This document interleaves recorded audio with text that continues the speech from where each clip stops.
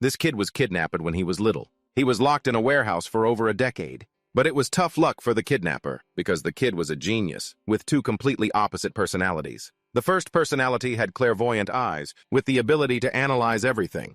The second personality was a bloodthirsty monster, with a primal instinct to kill. The result was that every year a member of the kidnapper's family would end up 6 feet under. For unknown reasons, by the time he was the only one left, he was quickly hauled off by the cops. After 12 years of living in darkness, Ewan was finally rescued by the police. At the hospital, doctors were examining him. Severe malnutrition, multiple traumas, and serious infections. But no one noticed that in his eyes, whenever he looked at something, extremely detailed analytical data would automatically appear in his vision. His gaze quietly scanned the information chart at the foot of the bed. Male. Patient Kim Nam-sun, age 57. Diagnosis femur fracture. As he glanced at the man's physique, an invisible analysis engine booted up in his eyes. Estimated height 167 centimeters. Estimated weight approx. 60 kg. Left-handed. Calloused hands. Signs of chronic dehydration and manual labor. No ring indentation on finger. Conclusion: unmarried. All the separate pieces merged into a complete picture. In his mind, he reconstructed the entire accident. Fell from a roof while working. The brain registered the fall. Instinctively controlled the left leg to land first. The femur couldn't withstand the impact, fractured and pierced the skin. With a skill so OP it was like a new player bonus. It was as if he was right there at the scene. Just then Ewan's train of thought was suddenly cut short. He glanced to the side. The female doctor had returned carrying a tray of hot food. His brain began the data scan process again. Crow's feet at the corners of her eyes, tense and raised cheek muscles, symmetrically upturned corners of the mouth. Conclusion: a genuine smile. Supportive, not a threat. This realization made his body relax. The female doctor placed the spoon in Ewan's hand and said gently, "It's okay. You can eat comfortably now. No one will judge you." When the cold metal spoon touched his hand, Ewan finally shifted his focus from the doctor's face. His eyes were glued to the tray of hot, steaming food before him. A dry swallow echoed in his throat. "The hospital food might not be very good," the doctor said cheerfully, "but please eat as much as you can." Her words were like flipping a switch. The boy who had been silent until now suddenly became a different person. He plunged the spoon into the bowl of rice, scooped up a large bite, and brought it to his mouth with a wild urgency. One hand used the spoon, the other grabbed food directly. He stuffed everything into his mouth, as if afraid the meal would disappear. The female doctor stood frozen, the smile on her lips frozen in place. It was replaced by astonishment and a hint of pity. Finally, in the opposite hospital bed, another patient was also stunned by the scene. Ewan buried his face in the food tray, one hand scooping rice, the other slurping soup. The speed of his devouring was as if he feared that a moment's delay would make the meal vanish into thin air. He ate so fast he started choking and coughing violently. "Hey, slow down, son." The female doctor, alarmed, jumped up and tried to intervene. "You'll get indigestion eating like that." But then she suddenly fell silent, realizing how meaningless her advice was at that moment. Her eyes were still filled with worry and sorrow. Ewan quickly put down the spoon. All the food had been completely cleared, in the blink of an eye. He even carefully picked up the last grain of rice left in the bowl and slowly put it in his mouth. Witnessing it all, the female doctor could only cover her mouth with her hand, her voice trembling with emotion and pain. "Oh my God, what kind of life did you have to live?" There was no answer. Only the ringing of the phone in her pocket broke the heavy silence. She turned away to answer. "Hello." The person on the other end delivered good news. "Doctor, patient Jinyuan's family has arrived." "Really?" Her eyes lit up. "I'll be right there." She turned back, her face beaming as she told Ewan the news. "Hey, your parents are here." In that moment, Ewan froze. He couldn't hear anything, only saw the shape of the female doctor's mouth moving. But the two words "parents" were like an electric current shooting straight into his mind, awakening long-buried fragments of memory. He unconsciously uttered disjointed words. "Mom, Dad, family?" "That's right." The doctor smiled, clearing the tray. "I'll bring them in right away." With that, she quickly left. Ewan watched her figure disappear behind the door, then looked up at the wall clock. The time it would take for his parents to get here. He began to silently count. 1 second, 2 seconds, 10 seconds, 30 seconds, 1 minute and 10 seconds. The numbers danced in his retina. 1 minute, 20 seconds, 21 seconds. Just then, right now. 1 minute, 22 seconds. "I will show you." A strange, inhuman voice suddenly echoed in Ewan's mind. At the same time, an invisible force struck him, making him freeze. Before his eyes, countless complex ancient characters appeared, floating in mid-air. Tick. Tock. The second hand of the clock began to move, but the sound it made was no longer normal. The ticking became abnormally loud, like a sledgehammer continuously pounding his eardrums. The world around him began to distort. He could see blurry figures moving behind the wall of the hospital, and they were heading straight for his room. 1. The sound of someone's heels striking the floor outside suddenly became a terrible tremor, as if the ground was shaking. Ewan stared blankly at the floor, then his eyes widened in terror. As each subsequent footstep became an earthquake, relentless, deafening, and terrifying. The conversations outside were also amplified 1,000 times, turning into a chaotic mess of sound that ripped through the space. The patient's stability is the top priority. Do not agitate the patient. Yes, doctor, so may I go in? Ewan's eyes were glued to the door. In his ruby-colored eyes, the image of a man and a woman was clearly reflected. It was them, Mom and Dad. Upon seeing their son who had been lost for 12 years, they both broke down in tears. Ewan! They rushed into the room like a whirlwind of emotion. The female doctor hurried after them, trying to stop them. Please wait a moment. The boy might get startled, but it was too late. His parents' arms were already wrapped around his frail body. Choked sobs and belated apologies echoed in his ears. So it's really you, it's our Ewan. Mom is sorry, Ewan. I'm so sorry. To a normal person, those were whispers full of love. But to Ewan right now, they were roars that tore his mind apart. Each syllable was amplified 1 billion times, becoming an unbearable auditory torture. He couldn't breathe. He struggled to break free from their embrace, clutching his head and letting out a heart-wrenching scream. Ah! Ewan, what's wrong? Their worried voices were like another knife, stabbing deeper into the chaos in his head. Ewan's face turned pale, his whole body trembling in extreme pain. Scene change. At an apartment complex in a small apartment. Yeah, I cleaned the house. I know, Mom. A girl about 14 or 15 named Bommy hung up the phone. She stared at the screen for a moment, her heart full of anxiety. He's coming home soon. What if it's super awkward between us? Bommy remembered visiting her brother at the hospital with her mom. Her mom had been very warm, offering him a plate of apples, but Ewan had only replied politely with a distant, "Thank you for the meal." His way of speaking and his behavior felt incredibly strange to her. Her memory of this brother was a complete blank. The girl rewatched the news clip, held captive for 12 years in a desolate place. The anchor's voice echoed from the phone. Bommy thought sadly to herself. That's right, locked in a warehouse for 12 years. If it were me, I'd probably be the same way. A glimmer of hope sparked as she recalled the doctor's words. It doesn't seem to be congenital hearing loss, but rather a psychological barrier. Thank goodness. The doorbell suddenly rang, cutting off Bommy's train of thought and making her jump. Her mother opened the door and entered with a cheerful voice. Bommy, I've brought your brother home. Bommy quickly ran to the door. Her father entered, carrying luggage, then turned and called out, Ewan, come on in. The door opened, and Ewan shyly stepped inside, responding with a soft yes, like a faint breeze. Before him was a completely unfamiliar space, and an equally unfamiliar girl standing there. It was Bommy. Though her cheeks were flushed with shyness, she gathered the courage to speak. In a tiny voice, brother, you're home. Welcome home. But Ewan didn't reply. His eyes scanned the entire house, curious and wary, completely ignoring the girl's presence. An awkward and heavy silence fell between them. The air seemed to thicken, leaving Bommy to just stare awkwardly at her feet. Meanwhile, Ewan continued his silent survey. On a small table, a picture frame caught his attention. It was a photo of a chubby baby girl a few months old, and next to it was a picture of the same girl, older Bommy. Just then, their father walked over and put a friendly arm around Ewan's shoulder. It's been a long time since you've been home, so it must feel strange, right, Wen? He said in a warm voice. That's your room over there. Do you remember it? Ewan hesitated for a moment before replying yes. Why don't you go check out your room and get to know Bommy? The father suddenly suggested. Huh, me? Bommy yelped, her eyes wide.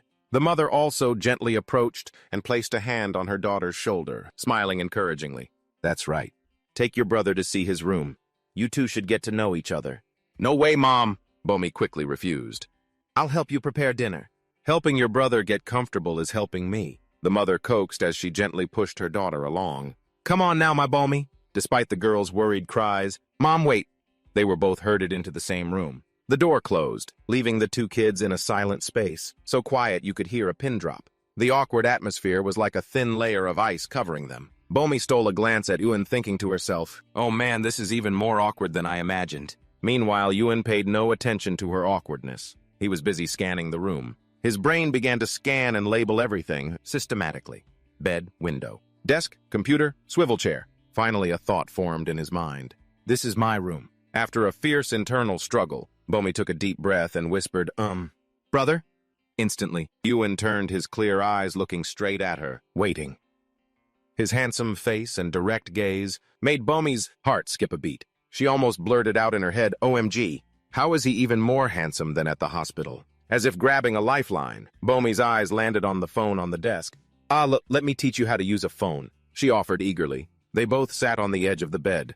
Bomi scooted a little closer, her voice filled with enthusiasm. This is the power-off state. If you press and hold this button, it will turn on. Her slender finger swiped across the screen. I've already saved the numbers. This is Mom's, this is Dad's, and this is mine. Now, Ewan watched intently, his eyes fixed on the screen, absorbing everything quickly. Now, Bomi said, I'll delete my number and you can try saving it yourself, okay? Yes, I understand, Ewan replied reflexively. The overly polite and distant answer made the warming atmosphere instantly freeze over again. Bomi blinked, confused. What did he just say? Yes, I understand. Why is he being so formal? The girl quickly explained. You don't have to talk so formally with me. I'm your little sister. Ewan obediently corrected himself immediately. I know. Bomi frowned slightly. A feeling of both sympathy and worry welled up inside her, but she didn't know what to do. She decided to go back to the original topic to break the silence. Here I turned it off. Now you turn it back on. Ewan carefully followed her instructions. The screen lit up with a soft blue color. The image shimmered in his curious eyes. Okay, go to new contact. I'll read out the number for you. Okay? Bomi began to read, and the clicking sounds from the keypad followed almost simultaneously. His typing speed was astonishingly fast, making the girl's eyes widen. Is this really his first time using a phone? He's even faster than me. When Ewan pressed the save button, he handed the phone back to Bomi, a rare hint of anxiety in his voice. Did I do it right? Should I try again? No need. Bomi praised him sincerely, marveling to herself. He's so smart. Her enthusiasm returned. She continued her instructions. This time I'll teach you how to search online. Search, Ewan repeated, his eyes shining with curiosity. That's right, you can type anything you're curious about in here, then press this magnifying glass icon. Ewan's eyes widened, staring intently at the tiny icon on the screen. You try, Bomi said, handing him the phone. Ewan nodded, his face full of excitement. He carefully typed each letter, Family. The search results appeared almost instantly. Dictionary definition. Family. A group of people related by blood or marriage, living together. He swiped to the Images tab. Pictures of married couples, parents and children appeared. Ewan murmured to himself, Mom, Dad. And then in the reflection of his eyes, the image of Bomi, sitting next to him, suddenly appeared. An invisible connection was established. He unconsciously uttered, his voice no longer fragmented sounds, but a complete sentence. Bomi is my sister, family. Bomi froze. Her tea-colored eyes shimmered with unshed tears. Then a radiant smile broke out on her face as she happily repeated, That's right, family. In the midst of that warm moment, a sweet and pure scent wafted into the air. Ewan looked up in surprise. His keen sense of smell immediately began to analyze the fragrance. Perfume. Instantly, Ewan's brain began retrieving data from a massive archive. Name, perfume. Origin appeared approximately 5,000 years ago. Initial purpose, used in religious ceremonies, by burning aromatic herbs to communicate with deities. Modern structure. A mixture of aromatic compounds, solvents and fixatives used to create a scent for the body, build a personal image, or attract others. As soon as the front door creaked open, a delicate, captivating scent suddenly hit Ewan's nose, making him freeze and unconsciously exclaim, So fragrant, is that perfume? Bomi, his sister standing beside him, asked blankly, Huh? What did you say? But Ewan no longer seemed to hear her. He was completely captivated by the sweet, inviting scent. He unconsciously started walking, led by it like a sleepwalker. Bomi quickly called after him, Brother, where are you going? Ewan just kept walking, leaving his sister's calls behind him. Then he stopped short in front of the kitchen door. The expression on his face changed from curiosity to extreme delight, to utter bliss. It turned out the killer scent, that top-tier fragrance he was smelling, wasn't coming from some expensive perfume bottle, but from the lavish spread on the kitchen table. This smell is amazing, he thought to himself. A magnificent feast was laid out before his eyes, full of colors and flavors. He stared at the dishes, his mind reeling, with one question. It's not perfume. It's all the smell of food. Yes. Just then his mother brought out a plate of hot food, a gentle smile on her lips. My Ewan, you came out just in time. You must be hungry, right? Sit down, son. He swallowed, his eyes shining with excitement. He whispered yes. His father brought out a steaming pot of soup proudly, showing it off. Dad's kimchi stew is a masterpiece. After eating this, you might forget your way home. The family of four gathered around the dining table, a happy scene that seemed like something out of a dream. Eat up, son. His parents kept putting food into Ewan's bowl. Try this first, and this one too. His mother carefully wrapped a piece of meat in a lettuce leaf and gently fed it to him. Ewan chewed greedily, his eyes wide with amazement at the explosion of flavor in his mouth. This delicious taste was truly foreign, truly overwhelming. His adorable reaction made his parents burst out laughing. The meal proceeded with lively conversation and crisp laughter, as if the 12 years of separation had never existed. Scene change elsewhere. The atmosphere was the complete opposite. In an interrogation room, it was cold. A sharp voice rang out. Your family members died one by one over 5 years. You have nothing to say about this. Bloody crime scene photos were placed on the table. First your wife, then your mother, your sister-in-law died of poisoning. Even your two close neighbors were no exception. They all died under mysterious circumstances. The man who had imprisoned Wynne for 12 years was sitting there, vehemently denying his guilt. I told you it wasn't me. After the string of deaths around you, the detective angrily slammed the table. You did it, didn't you? It really wasn't me. If you keep being this stubborn. The detective's voice turned grim.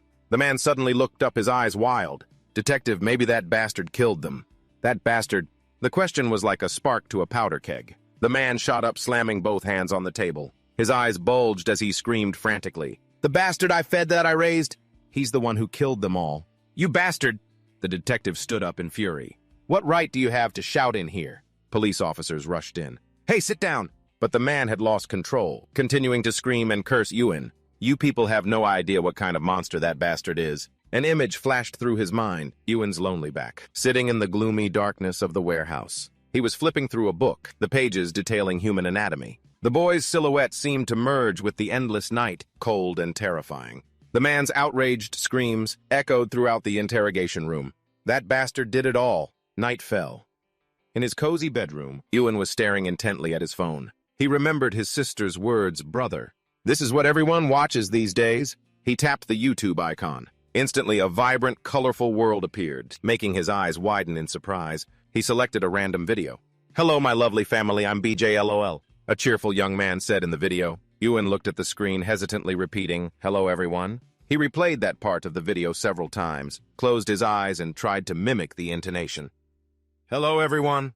Hello, family. He remembered the happy faces of his parents and sister during dinner and quietly repeated it to himself. Suddenly, a mukbang video appeared below. His eyes were glued to the image of tteokbokki with rich, creamy cheese. Tteokbokki mukbang. He unconsciously uttered the word. In the video, two young women were exclaiming, whoa, this is so good. Look at this, everyone. It's so chewy and amazing. Seeing the long, glistening strands of cheese, Ewan's eyes immediately lit up. His mouth started to water. He mumbled along with them, mind-blowing. Knock, knock, knock. A knock on the door was followed by Bomi's voice. Brother, what are you doing? Can I come in? Startled, Ewan got up and opened the door. You called me. Do you need help with something cleaning? What should I do? He asked in a single breath. A reflex, conditioned from years of servitude. Bomi frantically waved her hands. No, you don't have to do any of that. She smiled shyly. It's not that. I just wanted to ask if you want to get some ice cream. Ice cream, Ewan asked curiously, his eyes wide. Bomi described it excitedly. Yeah, it's cold and delicious. I bet you've never had it before. With that, she took his hand and pulled him along. Let's go, brother. From the living room, their parents' voices called out with instructions. We can't go with you. Bomi, hold on to your brother's hand tight, okay? Okay, we'll be back soon. Bomi replied cheerfully, her voice bright. Like a shadow, Ewan repeated her words exactly. We'll be back soon. The two siblings stepped outside, into the night illuminated by the sparkling streetlights. When they reached the front of the convenience store, Ewan froze once again. He stood rooted to the spot, his eyes wide in astonishment at a miniature world, vibrant and colorful, that he had never known existed. Bomi pulled her brother's hand and they entered. Welcome. The sound of the door chime and the clerk's voice rang out simultaneously. Inside, Ewan almost held his breath. A maze of food and drinks were neatly arranged on towering shelves. Everything was new and strangely appealing. Brother, over here! Bomi's voice called him from the freezer section. She opened the glass freezer door and a cloud of cold air wafted out. Pick any flavor you like. For the umpteenth time that day, Ewan was once again in a state of shock. Hundreds of ice cream bars with all sorts of colorful packaging assaulted his eyes. He could only stare, completely paralyzed by the sheer number of choices. Seeing her brother just standing there dumbfounded, Bomi spoke up. Do you need my help? Finally, after some hesitation, Bomi decisively chose a chocolate ice cream bar and handed it to her brother. "This one is really good," she declared. Meanwhile, she herself grabbed a whole armful of other ice creams. Seeing Ewan still staring at the ice cream bar in his hand like a foreign object, Bomi briefly thought, should I let him pay for it himself? Now what if he gets embarrassed? "Give me your ice cream bar," she said and walked to the checkout counter. "I'd like to pay for these, please." "Thank you." The employee smiled. "Have a nice day." Bomi replied politely and pulled Win outside. As soon as they stepped out, a group of 3 schoolgirls walking by immediately stopped. Their eyes were glued to them. Whispers broke out. "Look, he's so handsome." Yeah, Bomi was completely oblivious. She was busy giving Win instructions. "Grab this tab that sticks out." Ewan carefully followed her instructions. "Here. That's right, now just pull hard." The 3 schoolgirls standing nearby stared in amazement. "OMG, go ask for his number," one of them urged. "Don't be shy." "But isn't that his girlfriend with him?" another one whispered. Hearing her brother get complimented, Bomi puffed up with pride, unable to hide her wide grin. "Here, let me open it for you," the girl said quickly. "Thanks," Ewan replied. "No need to thank me. I'm your little sister," Bomi said as she skillfully tore open the ice cream wrapper and held it out to Ewan with a proud expression. "Here, try it. It's cold and really good." Ewan, who had been craving it carefully, took a small bite. The initial coldness made him shiver slightly, but just a second later, as the sweet chocolate melted in his mouth, his eyes lit up. He suddenly gasped, his shocked expression making Bomi worry. "What's wrong, brother? Does it taste weird? Is it too cold?" She thought to herself, maybe I should buy him a different one. "If you don't like it, you don't have to force yourself to eat it," Bomi said quickly. But Ewan, after a moment of being stunned, blurted out one word, "delicious." Then he said it louder as if he had just discovered a fundamental truth. "It doesn't taste weird, it's so good it's shocking my taste buds." He uttered in amazement, "This is insane." His eyes sparkled like stars. He eagerly licked the ice cream bar, just like a cat, like a puppy who's found its favorite toy. Bomi laughed at his expression. "Awesome. Where did you learn that word?" Seeing Ewan's somewhat strange, excited demeanor, the schoolgirls standing nearby also stared dumbfounded. Bomi, a little embarrassed, gently reminded him, "Eat slowly." "It's good, isn't it?" She laughed at her brother's adorable innocence, then suddenly raised her phone. "Appa, let's take a picture." Ewan nodded repeatedly while constantly licking his ice cream. Click. The phone's shutter successfully captured the siblings' first happy moment together. "Let's go," Bomi said. "We can walk and eat." The sky had completely darkened. The road home was deserted and quiet. Bomi walked and happily texted her friends, showing off. Her face was lit up by the phone's light. She was engrossed giggling at her friends' teasing, not realizing that Ewan had stopped walking some time ago. He stood silently, his gaze no longer on the ice cream bar, but locked onto a dark corner, up ahead. A man in dark clothes, his face concealed, was standing pressed into the shadows. He wasn't moving, but his slimy gaze was glued to Bomi. That gaze slid from her hair down the nape of her white neck, then lingered disgustingly on the girl's young thighs. He stood there motionless like a hyena stalking its prey. While the man was observing Bomi, Ewan was also analyzing him. His brain worked at lightning speed. Subject unknown male. Behavior clandestine, observation focused on target Bomi. Micro-expressions. The brim of his hat is frayed from touch. Furrowed brow, tense eyelids, slightly dilated pupils. State high predatory concentration. Data cross-reference. No one in the family recognized him. When they came home this morning, inference, not an acquaintance, does not live in this area. Suddenly the man's gaze shifted sideways and met Ewan's cold stare. He jumped his eyes wide with alarm. Immediately, he ducked his head and quickly ducked into a dark alley.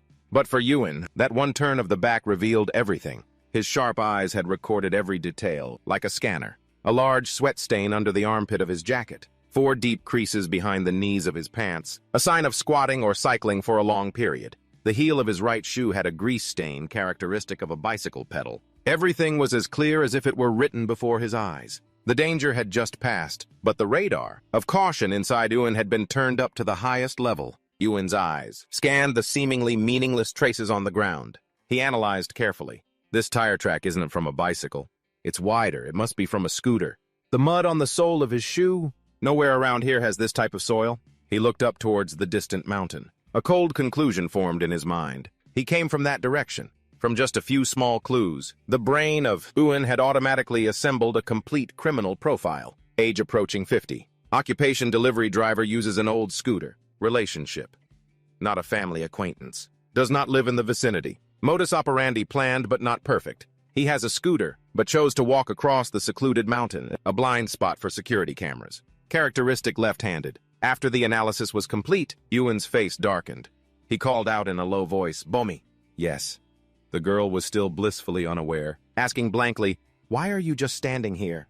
Is something wrong?" Ewan didn't answer directly. "You go inside first." "Huh." Bomi walked closer, following his gaze. "Why? Just go inside first." Ewan repeated his tone, leaving no room for argument. But his strange reaction made Bomi worry. She quickly took his arm, her voice firm. "No way, if I go in alone, Mom will kill me. Besides, leaving you outside by yourself is dangerous." With that, she determinedly pulled him along. Ewan didn't resist letting his little sister pull him home. A streetlight on the corner suddenly flickered out. A moth had just flown into it, scorched by the heat, and fluttered down to the ground. Immediately after, the light blazed back to life, cold and unfeeling. Night fell. The ticking of the clock echoed steadily in the small room. Ewan wasn't sleeping. He stood by the window, looking out at the thick curtain of rain outside. A ghostly, mocking voice echoed in his head. "I will protect my family." "You shouldn't stick your nose in it. They are my family," Ewan coldly retorted in his mind. "Ha ha, family." The other voice scoffed. "You're just a weak little boy. Who can't adapt to this world? What can you do? Run and tell the police I am the one who was born to survive. If I'd let a soft-hearted person like you decide, we would have died in that warehouse a long time ago." The image of a tattered Ewan cowering in the darkness returned. But he was unwavering. "I can survive on my own.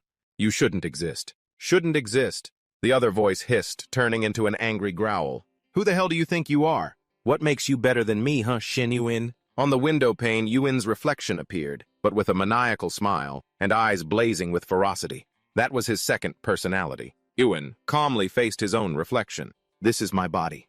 You're just a personality I created for self-defense." "Heh heh heh, you're mistaken." The second personality let out a savage laugh. "This is my body." Ewan closed his eyes. "Worry and fear are its food. Every time I am weak, it will rise up and devour me. But now I can control it. It is a ferocious beast, but if you know how to use it, it can be the sharpest weapon." He gave a cold command in his subconscious. "It's your turn today." When Ewan opened his eyes again, it was a completely different person. He slowly rolled his shoulders, cracking his neck. He looked at his reflection in the glass and gave a maniacal smile. Outside in the pitch-black night, the second personality of Ewan gently pushed the doorknob of an apartment. The door was unlocked. He slipped inside, silently melting into the darkness. A moment later, he was back on the street, standing in the pouring rain. He stopped when he saw a figure in black, holding an umbrella, standing on the street corner. It was the suspicious person from earlier. He casually strode towards the man. The stranger immediately lowered the brim of his umbrella, intending to pass by like a stranger. But just as the two were about to pass each other, the second personality suddenly stopped. He held out his palm, catching the cold raindrops. "A gift of nature." He spoke, his voice light but sharp as a knife. Even the concealment of man can be called rain. He turned his head, his gaze locked onto the stranger, preparing so meticulously down to every detail, just to wait for a day like today. The man was startled, realizing with horror that the boy was talking to him. "Why you?" In a flash, the second personality was upon him, his voice full of contempt. "Don't be so boring." "Who are you?" the man asked fearfully, his hand tightening on the umbrella handle. The second personality smirked, a smile that would send chills down one's spine. "Who?" he said, then coldly stripped away every layer of the other man's disguise. "That's hurtful. And here I know you so well. You ate jjajangmyeon for lunch. You're a delivery driver. You ride tirelessly through the hills. So who do you think you are?" The man was frozen to the spot in the rain, too shocked to speak. The playful mask vanished, replaced by a completely different entity. Ewan's voice was no longer a boy's, but a low, threatening growl. "A lowlife daring to lurk around my house." His eyes, sharp as a knife, locked onto the man's sleeve. "Is that cat fur?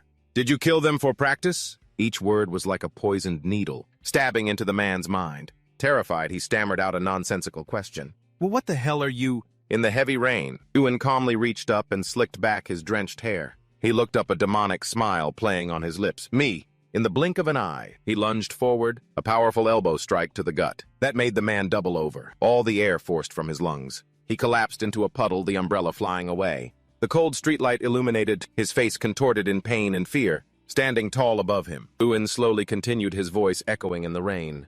"This is who I am." Rip, an ear-splitting sound of tearing fabric rang out. With his own hands, he had ripped open his shirt, the flimsy fabric on his body, revealing a body covered in raised, jagged scars. A horrifying map of his years in hell. The man's eyes rolled back in their sockets, trembling as if near death. Ewan slowly knelt on one knee, facing the cowering man on the ground. He whispered, his voice like a hissing snake, "Don't let me see your face again.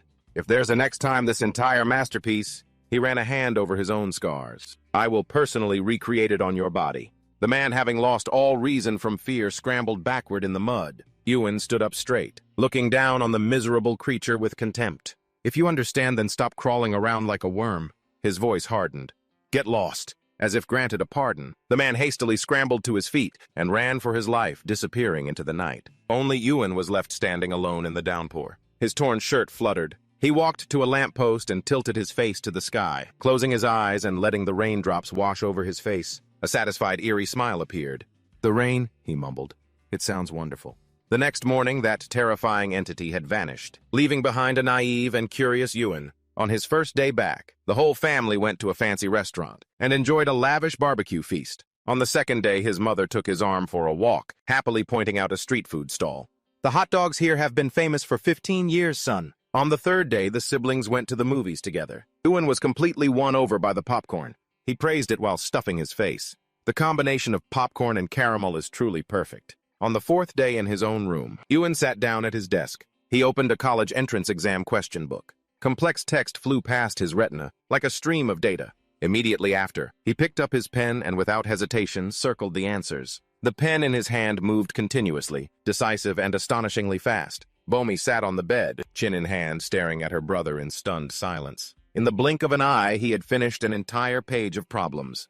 "Appa," the girl couldn't help but remind him, "you should read the questions carefully before answering, not just guess randomly like that." "But I did read them," Ewan clarified. Bomi laughed. "Where did you learn to talk like that?" "I probably shouldn't show you any more YouTube." She flipped back the page Ewan had just done thinking. He probably just guessed them all. "But I should teach him how to grade it." "Let's try grading it," she suggested. Okay, Ewan agreed immediately. Bomi began checking the answers. "Number 1 is A, number 2 is D, number 3 is B." She mumbled, and then her eyes gradually widened. "They're all right. No way." She turned to look at Ewan, her voice full of astonishment. "Oppa, did you really read and solve all of these?" "Mm-hmm," Ewan nodded. "Did I do a good job?" Bomi quickly pulled out 2 more workbooks. "Oppa, do you want to try some more?" "Okay." And so Ewan became a problem-solving machine. The sound of his pen gliding across paper filled the air. And in just a moment, he had finished everything. Bomi snatched the book from his hand and checked it again. "Oh my God," she exclaimed. "Appa, you're like a genius." However, Ewan shook his head. "I'm not a genius. I just want to be a normal person." "Normal?" Bomi wondered. Ewan's eyes gazed into the distance. "Yeah, a normal person. It might be very difficult, but I still want to." His gaze fell on a childhood photo of Bomi, but in Bomi's eyes, at this moment only his reflection could be seen. "At your age," Ewan said calmly. "No, even when I was younger than you," memories flooded back like a torrent. Painful fragments surfaced in his mind. The curses, "you bastard," the stinging slaps, the days of laboring like an animal, and the bone-chilling cold of the dark warehouse. And when Ewan finished his story, he turned to look at Bomi and was suddenly choked up. The girl's eyes were welling up with tears, her voice choked. "Oppa, you've been through so much, haven't you?" For Ewan, who had been imprisoned for 12 years, emotion was a foreign concept. He could only analyze it based on textbook knowledge. His brain began to scan data, eyes slightly downcast, brow muscles angled up, eyelids relaxed, corners of the mouth turned down. Diagnosis: sadness. The conclusion was reached. Ewan immediately reached out and patted Bomi's head. The unexpected action startled the girl. He comforted her gently as if reciting a formula. "Bomi, don't be sad." Then he abruptly turned back to his desk, searching for a pad of paper. He quickly scribbled something down. "What are you doing?" Bomi asked curiously. Ewan didn't answer, just held the paper out to her. When Bomi looked at the words on it, her expression changed from worried to utterly astonished. For the paper read to Bomi, "Please don't be sad. Below are the negative effects of sadness on the body. 1. When body temperature drops, the immune system can be weakened. 2. Prolonged sadness can negatively affect the sense of taste. 3. Stress from sadness can lead to unwanted weight gain. Therefore, be happy." On a piece of paper, Ewan's neat, coherent writing appeared, like an excerpt from a medical textbook. Cardiovascular pathology can directly impact the hormone. Cortisol increasing, stress levels and disrupting the sleep cycle. A prolonged state of sadness will activate the hippocampus, causing the brain to consume more energy, leading to chronic fatigue. Furthermore, negative emotions decrease serotonin levels, a direct cause of depression and obsessive-compulsive disorder. Bomi frowned, staring at her brother. Amazement was clear in her eyes. "Oppa, how do you know all this complicated stuff?" Ewan just answered nonchalantly, as if it were the most obvious thing in the world. "I've read a lot of books." "Oh." Bomi was dazed, unable to form her next question, before their mother's voice called from the kitchen. "Kids, time for dinner." Instantly, the scholarly persona in Ewan vanished, replaced by a food-loving child. "Yes," he answered loudly and dashed out like the wind, leaving his sister standing frozen, papers in hand and eyes wide with astonishment. It wasn't until her mother called again that Bomi snapped out of it and hurried after him. That night, Ewan's room was shrouded in darkness. Only the light from his phone screen illuminated his intensely focused face. The sound from a mukbang video played. "Okay, everyone, let's have a taste. It's really good." "It must be really good," Ewan whispered, his eyes glued to the screen. He wasn't just watching, he was studying. He scrolled through a series of titles. High School Students Malatang Mukbang, Special Beef Cooking Challenge, Food Battle to Find the Champion. His finger stopped and tapped on the video of the high school girl. "Hello, everyone. Today let's eat malatang together." Ewan observed every small gesture. The way the girl glanced to the side. The way she covered her mouth when she spoke loudly. He replayed the part where she ate her first bite of glass noodles. Her cheeks flushed red. Then she exclaimed, "I ordered the spiciest level." He wasn't just paying attention to the food, but also analyzing how she expressed her emotions, how she interacted with her invisible viewers. He clicked on the girl's profile page and opened another video. This time, he fast-forwarded through the cooking part, stopping precisely at the everyday moments. The scene where she nervously fiddled with her necklace while waiting for the noodles to cook. The scene where, while talking, she took off her hair tie, letting her black hair fall loose. Ewan's eyes reflected the image of her hand touching the hair tie on the table. He opened another video. The girl was eating a large piece of meat. Wow, the meat just melts in your mouth. But Ewan's eyes weren't on the meat. They were glued to her radiant smile. A thought flashed through his mind, someone like me. He wondered, if I watch these things and act like this, will I be considered a normal person? The memory of his conversation with his parents that morning suddenly came back. "How are you and what kind of person do you want to be in the future?" his father had asked. His mother, while peeling an apple, interrupted. "Honey, why are you asking him such stressful questions?" Then she turned to him gently. "You don't have to do anything if you don't want to. As long as you're healthy and happy, that's all your father and I want." "Yes," but Ewan had answered honestly, his voice firm. "I want to be a normal person, a normal office worker." The next day at the city police headquarters, a normal person does normal things. Reporting a crime is a normal action, Ewan thought as he slowly walked in. Inside the violent crimes investigation room, the atmosphere was extremely tense. "It was you, wasn't it?" a detective roared. "I told you it wasn't me," a young man with bleached blonde hair retorted agitatedly. "Sir, the surveillance camera caught everything. You're still going to deny it." "It wasn't me, I don't wear that kind of hat." Just as the argument reached its peak, Ewan walked in. His calm voice cut through the chaos. "Hello, detective." Kim Tae-yoon, the detective, looked up, stunned for a moment, then shot to his feet, exclaiming in surprise, "Huh, you Ewan, is that you Ewan?"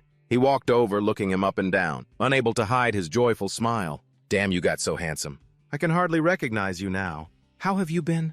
In that moment, the image of the calm, handsome young man standing before him, superimposed with the image of the skinny, feral child he had rescued all those years ago. A child with messy hair covering his face, covered in mud, his eyes empty and wary. The contrast was truly unimaginable. Detective Tae-yoon opened the car door kindly, reminding him, "Watch your head." As soon as Ewan was settled in his seat, the detective suddenly reached towards him, reacting on instinct. Ewan flinched back, trembling. But Tae-yoon was simply pulling the seatbelt across his body. "It's okay." "It's okay," he reassured in a warm voice. "Relax." He clicked the seatbelt into place, patted Ewan's shoulder, and said firmly, "I'll take responsibility for getting you home safe." Their conversation flowed naturally. "You look much healthier now," Tae-yoon remarked cheerfully. "Yes, thanks to you," Ewan replied. "You can speak normally now, that's great," Tae-yoon said, pleased. Then he turned back and ordered his colleague, "Jun, take this guy to the holding cell." "Right," Jun replied, dragging the blonde young man away, despite his yells. "It wasn't me. I told you I was framed." Ewan's eyes followed them, then he spoke up unexpectedly. "Was that situation standard procedure?" Tae-yoon was confused. "Huh," Ewan explained more clearly. "When criminals are caught, do they always deny it?" Only then did Tae-yoon understand. He laughed heartily. "Ah, yes, that's right. Almost 100% of the time they're caught, the first thing they say is, "I didn't do it." It's like they all have the same script. "So what brings you here today?" "Came to visit because you missed me." Uin didn't answer the joke. He silently took out his phone. "I have something I want to show you." "Show me, what is it?" Taeyun was curious. "Want something to drink? Should we go out and talk?" "No, that's not necessary." "Please watch this." Uin declined, then played a video on YouTube. It was the channel of a mukbang girl he had watched the night before. Taeyun leaned in to look, but his expression grew more and more confused. "Mukbang, why this? Who is this? Did you open a YouTube channel?" "Hello, everyone." The familiar voice of the girl in the video rang out. "It's not mine," Uin denied. "It's someone in a situation similar to mine from before." And then Uin began his analysis, cold and precise like a criminal psychologist. First, look at her eyes. She glances up and to the right. This is a classic sign of fabrication. The brain is trying to construct a non-existent image. At the same time, her fingers go to her mouth. This is an unconscious behavior showing anxiety, an attempt to suppress or retract the lie she is about to tell. The video changed scenes. Uin continued to dissect. She's biting her lower lip. This is a common reaction when facing pressure. Feeling stressed in front of such a lavish meal is unusual. Of course, she could just be worried the food isn't good, but... And Uin presented a sharper argument. Look, her eyes glance to the right again. Her mouth says, "So delicious," but her eyes tell a different story. Words and actions are inconsistent. Next, her posture. Shoulders slumped, body curled in. This is a defensive reaction from the limbic system. When feeling threatened, an unconscious attempt to make oneself smaller, to hide from danger. The girl in the video continued to eat, and Uin continued to analyze every tiny gesture. This time her eyes look up and to the left. This isn't lying. She's recalling accessing a real memory, but her hand is still unconsciously covering her mouth. This means there's some truth that she is not allowed to say. Even a seemingly meaningless action did not escape Uin's eye. While waiting for this water to boil, she plays with her necklace, a self-soothing action to reduce stress. Listening to the long analysis, Taeyun was completely bewildered. What are you talking about?" Uin stated with certainty. She is asking for help. He fast-forwarded this video to a part where a strand of the girl's hair fell on the table, curved into the shape of an S. Uin said. Immediately after, the girl's finger pointed to the hair tie on the table. "Oh," Uin continued S.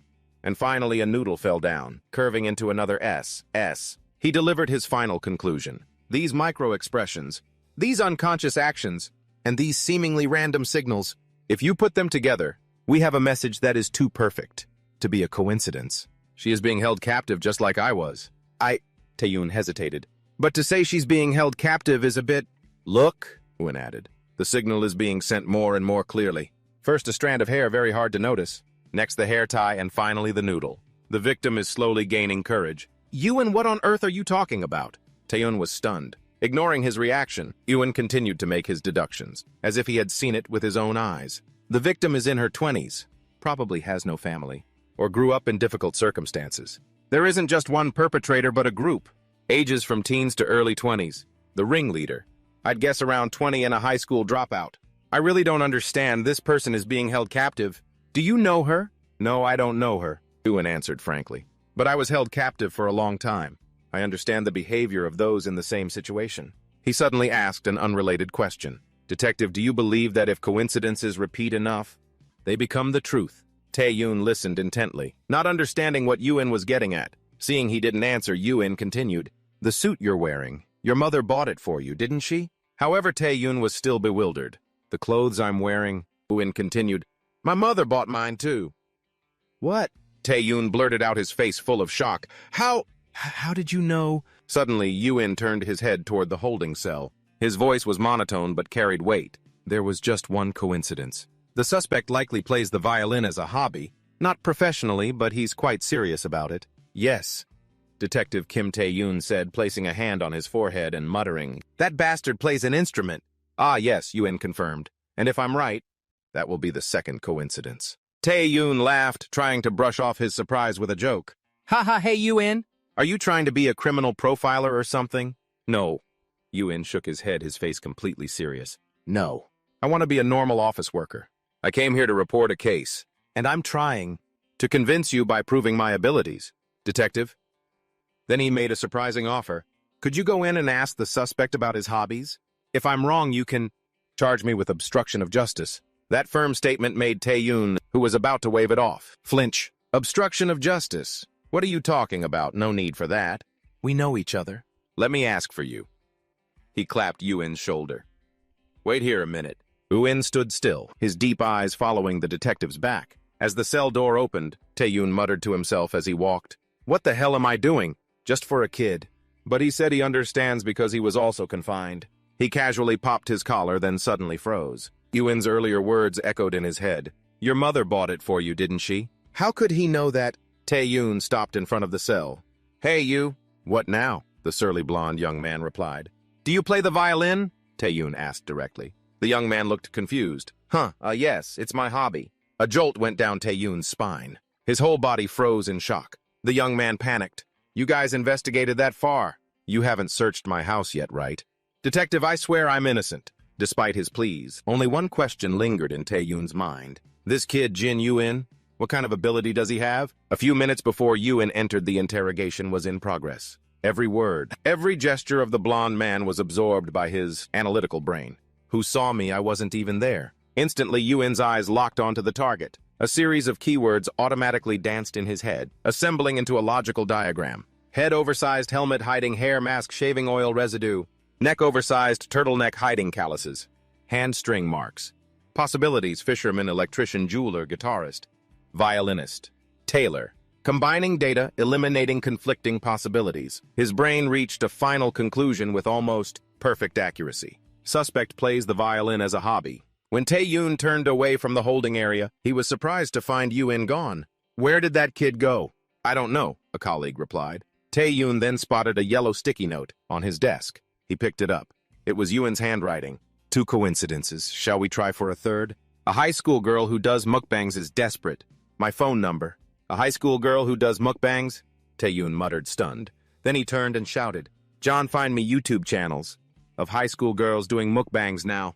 The next morning at a bus stop, Eun stood patiently at the back of the line, letting others board first. He recalled his mother's words from last night.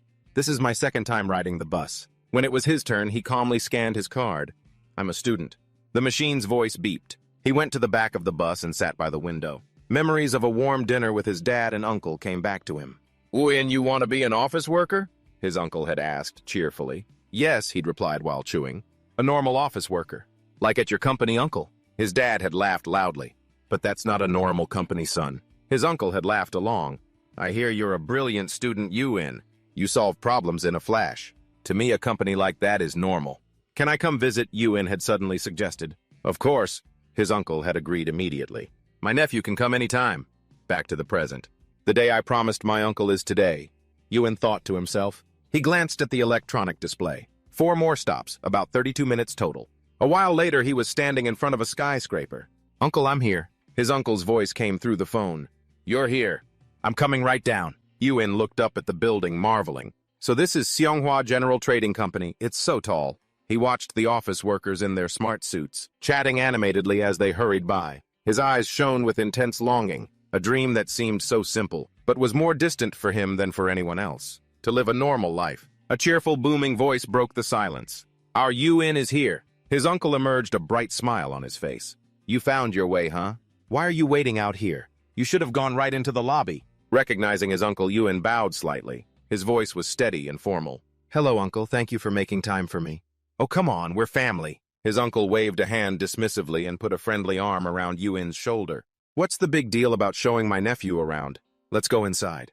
The heavy glass doors slid open, revealing a breathtaking space. The marble floors gleamed, reflecting the lights from the soaring ceiling. Their footsteps echoed in the vastness. Impressive, isn't it? His uncle asked, his voice filled with pride.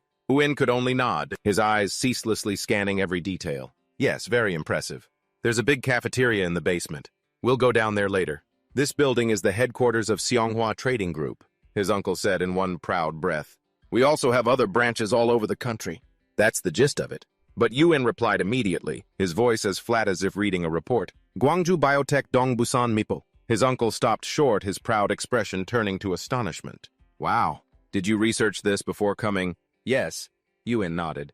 I believe that to live a normal life, understanding basic information is essential. I've thought that living normally is a very difficult thing. Hearing that answer, his uncle's smile faded slightly. but he quickly regained his cheerfulness and clapped him on the shoulder. My nephew is so smart. Come on, let's go up. Uin watched in surprise as his uncle scanned a keycard to call the elevator. 5 elevators operating simultaneously. His brain automatically registered. Suddenly, a clear female voice rang out from the side. Oh, is this boy your son, manager? A high school girl in a well-fitting uniform was looking at them with curious eyes. Harem. The uncle was surprised. Not my son, he's my nephew. I have a little errand for him to run. Ah, I see, the girl replied with a knowing smile. Meanwhile, Yuan just observed her in silence. At the same time, 2 questions rang out in startlingly perfect unison. Are you in high school? No. Harem was the one taken aback. What? She exclaimed, pointing to her uniform. You can't tell by looking at this. This is obviously a high school uniform. Just then, the elevator doors opened, cutting off the conversation. Elevator's here. The uncle quickly pushed Yuan inside. See you later, Harem. Have a good lunch. The elevator closed and glided smoothly to the 7th floor. Let's go.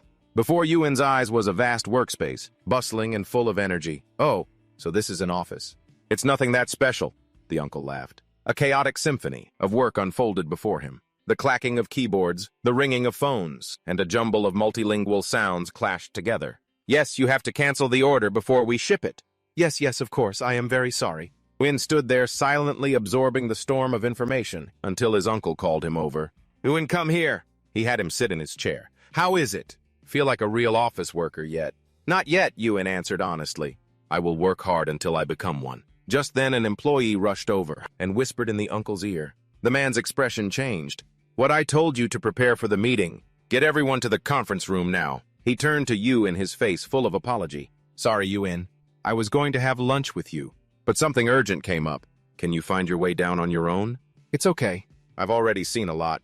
Thank you, Uncle. And Yuin went down to the 1st floor alone. As the elevator doors opened, he ran into Harem again. We meet again, she said cheerfully. Yuin just looked at her without replying. His brain was running at full speed. Subject analysis Harem. Time 11 a.m. during school hours. Preliminary conclusion, not a normal student. Attitude interacts with adults manager confidently, not intimidated. Tone and expression relaxed. Behavior steps forward to block path actively controls space. Hypothesis. Has a close relationship with a high-level executive of the corporation. While Yuin was analyzing, Harem had stepped in front of him. Did you get what the manager gave you? She asked as if it were a simple greeting. Confident stride blocks opponent's path. Behavior demonstrates power and spatial dominance. Knowing more about this subject will not be detrimental. Analysis complete. Yuin replied coolly, Oh, I got it. See you later. He tried to slip past Harem and leave, being blatantly ignored. The girl shouted angrily, Hey! Yuin stopped and turned back. What is it? Isn't it school time right now? Are you skipping class? Harem questioned. I don't go to school, Yuin answered bluntly. What? Harem was stunned. I said I don't go to school. Yuin repeated, then turned to leave. I'm going. Hey, wait! Harem shouted again, her patience wearing thin. Why do you keep ignoring people like that? Yuin glanced over his shoulder, his voice as cold as ice. I don't like to waste time on things that aren't beneficial. He said, his voice as monotonous as a machine's. And right now, I don't see any benefit to be gained from this conversation. I want you to stop talking to me. The blunt, logical, and emotionless words were like invisible slaps, straight to Harem's face. Her face went from surprise to bright red, with anger and embarrassment. Yuin took in all of these reactions, analyzing and storing. By denying and trivializing another's existence, one stimulates them to try and prove their own value. Yuin thought to himself, then cast his bait. So tell me now, who do you think you are? Just as predicted, Harem immediately scowled. With hands on her hips, she revealed her trump card herself. What if I'm the daughter of this corporation's CEO? The moment he heard that Yuin looked directly at Harem, in his mind a pre-scripted reaction was ready. At times like this, one must express surprise, slightly widen the eyes and mouth. He followed the script perfectly, his face showing clear astonishment. Oh, really? Harem crossed her arms, a triumphant smile on her lips. Changed your opinion of me now, have you? She strode closer, her eyes scanning from his white sneakers to Yuin's simple t-shirt. Meanwhile, Yuin was also silently reading her. He looked at that self-satisfied smile and analyzed every minute detail. She thinks that because she revealed her identity, she has the right to brazenly scrutinize me like a superior, looking at a subordinate, completely unaware of her own rudeness. Excitement is overwhelming her reason. So you don't go to school, Harem said, breaking the silence. No. Harem looked up, an idea suddenly striking her. Perfect, I'm bored. Want to hang out with me? Win immediately analyzed. Pupils dilated, looking up and to the right. Corners of the eyes, slightly downturned corners of the mouth lift into a smirk. This is an expression of greed. She sees me as a new toy. Good, I can use that very greed to turn her into my puppet. I haven't eaten yet. Want to get something to eat? Harem invited confidently. Yuin knew he had no other choice. Looking at Harem's arrogant posture, Yuin even made a long-term prediction. If she continues to develop in this direction, when she becomes an adult, she has a high probability of becoming someone with personality disorder, antisocial or severe narcissistic. Yeah, I know a great place. Let's go. She walked ahead. Yuin followed. Where? You'll know when we get there. Doesn't even bother to specify the location. This type of person always assumes the whole world must revolve around them. At a fancy restaurant, Harem leaned back in her chair and asked directly, "You don't go to school because you want to be an idol? Or is there another reason?" "Another reason." "So what do you want to do?" "Study," Yuin replied frankly, then asked back. "I'm preparing for my high school equivalency exam. What about you? Why aren't you at school right now?" "Today." Harem's eyes darted away as she hesitated. "And I got permission to leave early. It's that time of the month," Yuin silently analyzed. Eye movement up and to the left. High probability of lying. Hand runs through hair. An unconscious action to reduce stress when lying. "Oh," he repeated innocently. "That time of the month." That time of the month," Harem confirmed. "Ah," Yuin continued with the face of a wide-eyed innocent. "You're referring to the phenomenon where the uterine lining sheds in response to hormones?" "Correct." These brutally direct words left Harem stunned. Her face flushed red and she gritted her teeth, almost shouting, "What the hell are you talking about?" Just then the waiter approached. "What would you like to order?" Harem glared. Yuin snatched the menu and ordered for both of them in one go, without even asking her. "We'll have the S course." As expected, Yuin noted coldly in his head. "Doesn't give me a choice." Her desire to control others is very strong. After ordering, Harem finally remembered. "Oh, what's your name?" "Jin Yuin. I'm Lee Harem," she replied, her eyes still glued to her phone. She tossed out a casual compliment. "It's an okay name." Silence fell between them. After a while, Harem spoke up. "Are you always this quiet?" Just then the waiter brought the appetizer. Still annoyed by Yuin's earlier comment, Harem swung her arm in frustration, accidentally hitting the waiter's hand. "This is so annoying." "Oh my God!" she shrieked, startled first, even though she was the one who caused the collision. I'm so sorry," the waitress stammered. "Did I startle you?" Harem glanced at her silently. "It's fine." Yuin watched the waitress leave, wondering. "You seem sensitive." "It's nothing," Harem said, holding a hair tie in her mouth, as she raised her hands to tie her hair. "I told you it's that time of the month." That time of the month. Still a high probability of being a lie. Suddenly, the hair tie slipped from Harem's hand and rolled under the table. She bent down to pick it up. Instantly, a hand shot out to block the side of the table, right next to her head. Harem looked up to see Yuin leaning towards her. "What are you doing?" "Protecting your head from getting hurt." Harem silently blushed. Yuin seized the opportunity to continue the conversation. "You must have had something unpleasant happen to you." The words hit a nerve. Harem reacted defensively. "Huh! Nothing happened. You think you know me so well? It's just that you look a little tired, that's all." Yuin replied calmly. Harem decisively tied her hair back into a high bun. Her tone was somewhat provocative. "Worry about yourself first. You're pale as a ghost. Why don't you try the soup before it gets cold?" Yuin calmly accepted the challenge. "All right." He took a small spoonful of soup and brought it to his lips. A second later, his eyes widened and his whole body seemed to freeze, his expression one of pure amazement. Seeing that reaction, Harem smirked triumphantly. "See, what did I tell you? The soup here is as good as the famous CA restaurant in Busan. The other dishes aren't as good, though." However, it was all a carefully calculated act. The bait has been taken. Yuin thought, a cold satisfaction running through his mind. Now it's time to set the net. He looked up, putting on an innocent face. "CA restaurant in Busan, who did you go with?" "My friend." "Do you know the actress Kim Yuna?" Harem shared excitedly. "Don't know her," Yuin replied curtly, in unconcealed truth. "You really don't know the actress Kim Yuna?" Harem was almost in disbelief. "Never even heard the name." The answer was still a shake of the head, which deflated her excitement like a leaking balloon. "Geez, have you been living under a rock? She's super famous." Yuin now silently took another spoonful of soup. His brain had already mapped out the next step. Now activate memory. Recall past experiences to trigger positive emotions. He abruptly changed the subject. "You must really like looking at the sea, right?" And Harem was immediately drawn into the narrative flow Yuin had created. "Oh, Yes, especially the fireworks over the Guangali Bridge, she said dreamily, her eyes gazing into the distance as if reliving the moment. It was like a painting, truly beautiful. At that moment I felt like I was the main character in a movie. While Harem was engrossed, Ewan's brain was analyzing her coldly. Her brain is being bathed in a chemical cocktail, dopamine, norepinephrine, and other happiness. Hormones are being released as she recalls, a positive memory, to the nervous system. There is no difference between recollection and actual experience. Just as thinking of a lemon makes the mouth water. Right now, even though she is sitting here, her mind is on a yacht watching fireworks. Conclusion, Ewan thought, by guiding the conversation and listening, I have become the catalyst for her feeling of happiness. He continued to prompt her. Were there heart-shaped fireworks too? Yeah. Can you believe it? Harem replied cheerfully. The conversation between them suddenly became strangely natural and intimate, until the waiter brought the main course. Oh, finally some meat, Ewan exclaimed, his eyes lighting up. He speared a large piece of steak, about to put the whole thing in his mouth. Hey, why don't you cut it? Harem asked helplessly, then changed the subject again. Have you ever traveled abroad? Never, Ewan replied, his mouth still full. When the mango sorbet dessert was served, Harem was completely lost in her own story. You should go. Last year I went to an island called Holbox, in Quintana Roo on the Yucatan Peninsula in Mexico, Ewan mumbled while eating correct. Right, Harem exclaimed excitedly, as if she'd found a kindred spirit. She recounted dreamily, at night, the sky is so full of stars it looks just like the Milky Way, and the ocean waves sparkle when they hit the shore. I have to go. Ewan suddenly stood up, cutting off Harem's beautiful stream of memories. To study? Harem asked, bewildered. So suddenly?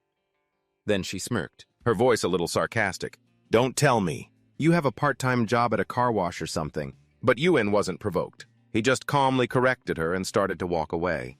I already told you. High school equivalency exam. That answer made Harem jump to her feet. Hey, wait! But when Ewan stopped and looked at her, she spoke quickly, her voice a little flustered. You can't just leave like that. At least give me your phone number. She tried to find a reasonable excuse. Because you've never been to Holbox, I can help you. I know which hotels are the best, which restaurants are the tastiest. Don't waste time on bad places. And Ewan looked at Harem silently, as if considering. In reality, he was analyzing her. She doesn't need me. She's addicted to the feeling of euphoria, created by happiness hormones. And I am the one who can provide that feeling. She shows signs of attachment issues, high probability of a weak family relationship. If I exploit these weaknesses, I can make everything she has ever seen, ever known my own. After a slight hesitation, Ewan handed his phone directly to Harem. Here. You don't have a password? She asked, surprised as she saved his number. When she was done, Ewan took his phone back. Thanks for the meal. Yeah, Harem replied, quietly watching his retreating back. She scratched her head in frustration, then suddenly ran after him. Hey, where do you live? But Ewan didn't answer. His entire attention had been drawn elsewhere. His gaze was fixed on the alley ahead. Hey, Harem called out, angrily, annoyed at being ignored again. She approached him and asked blankly, What's wrong with you? Suddenly, Ewan put his arm out, blocking Harem. She jumped back, startled. His voice was low and urgent. Don't look. Someone's been stabbed in the alley. A single wound to the abdomen. The person in the hat is holding the victim with a knife. What did you say, stabbed? Harem's terrified voice rang out, loud enough to attract the attention of the man in the hat in the alley. He glanced toward them. Seeing he'd been spotted, he panicked, let go of the victim, and quickly fled. Ewan's eyes narrowed, fixed on the figure of the man in the hat running for his life. He didn't care about anything, just charged ahead like a panicked animal. After a slight hesitation, Ewan took off after him. At the same time, his fingers flew dialing 911 on his phone. A thought flashed through his mind, cold and ironic. Live a normal life. A moment later, he abruptly turned back, running towards the man who had just been stabbed, now collapsed on the pavement. Ewan decisively used his whole hand to press firmly on the bleeding wound on his abdomen.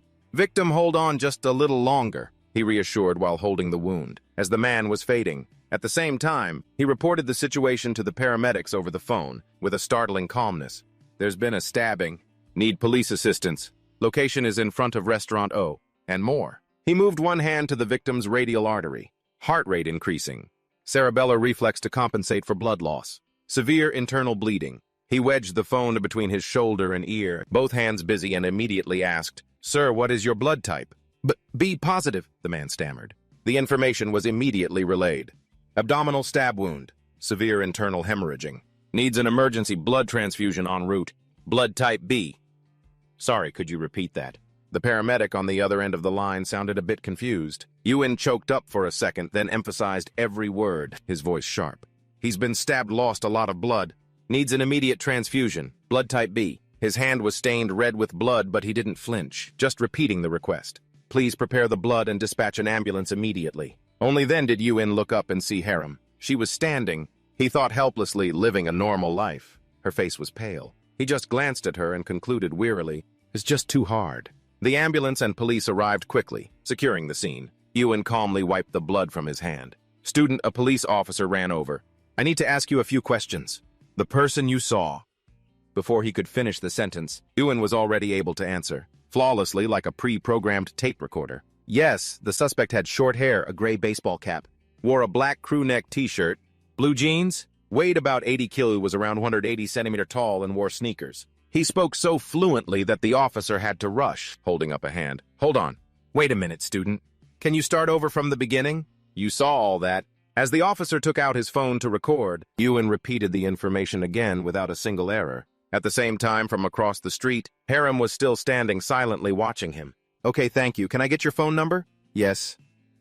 After speaking, Ewan glanced at Harem.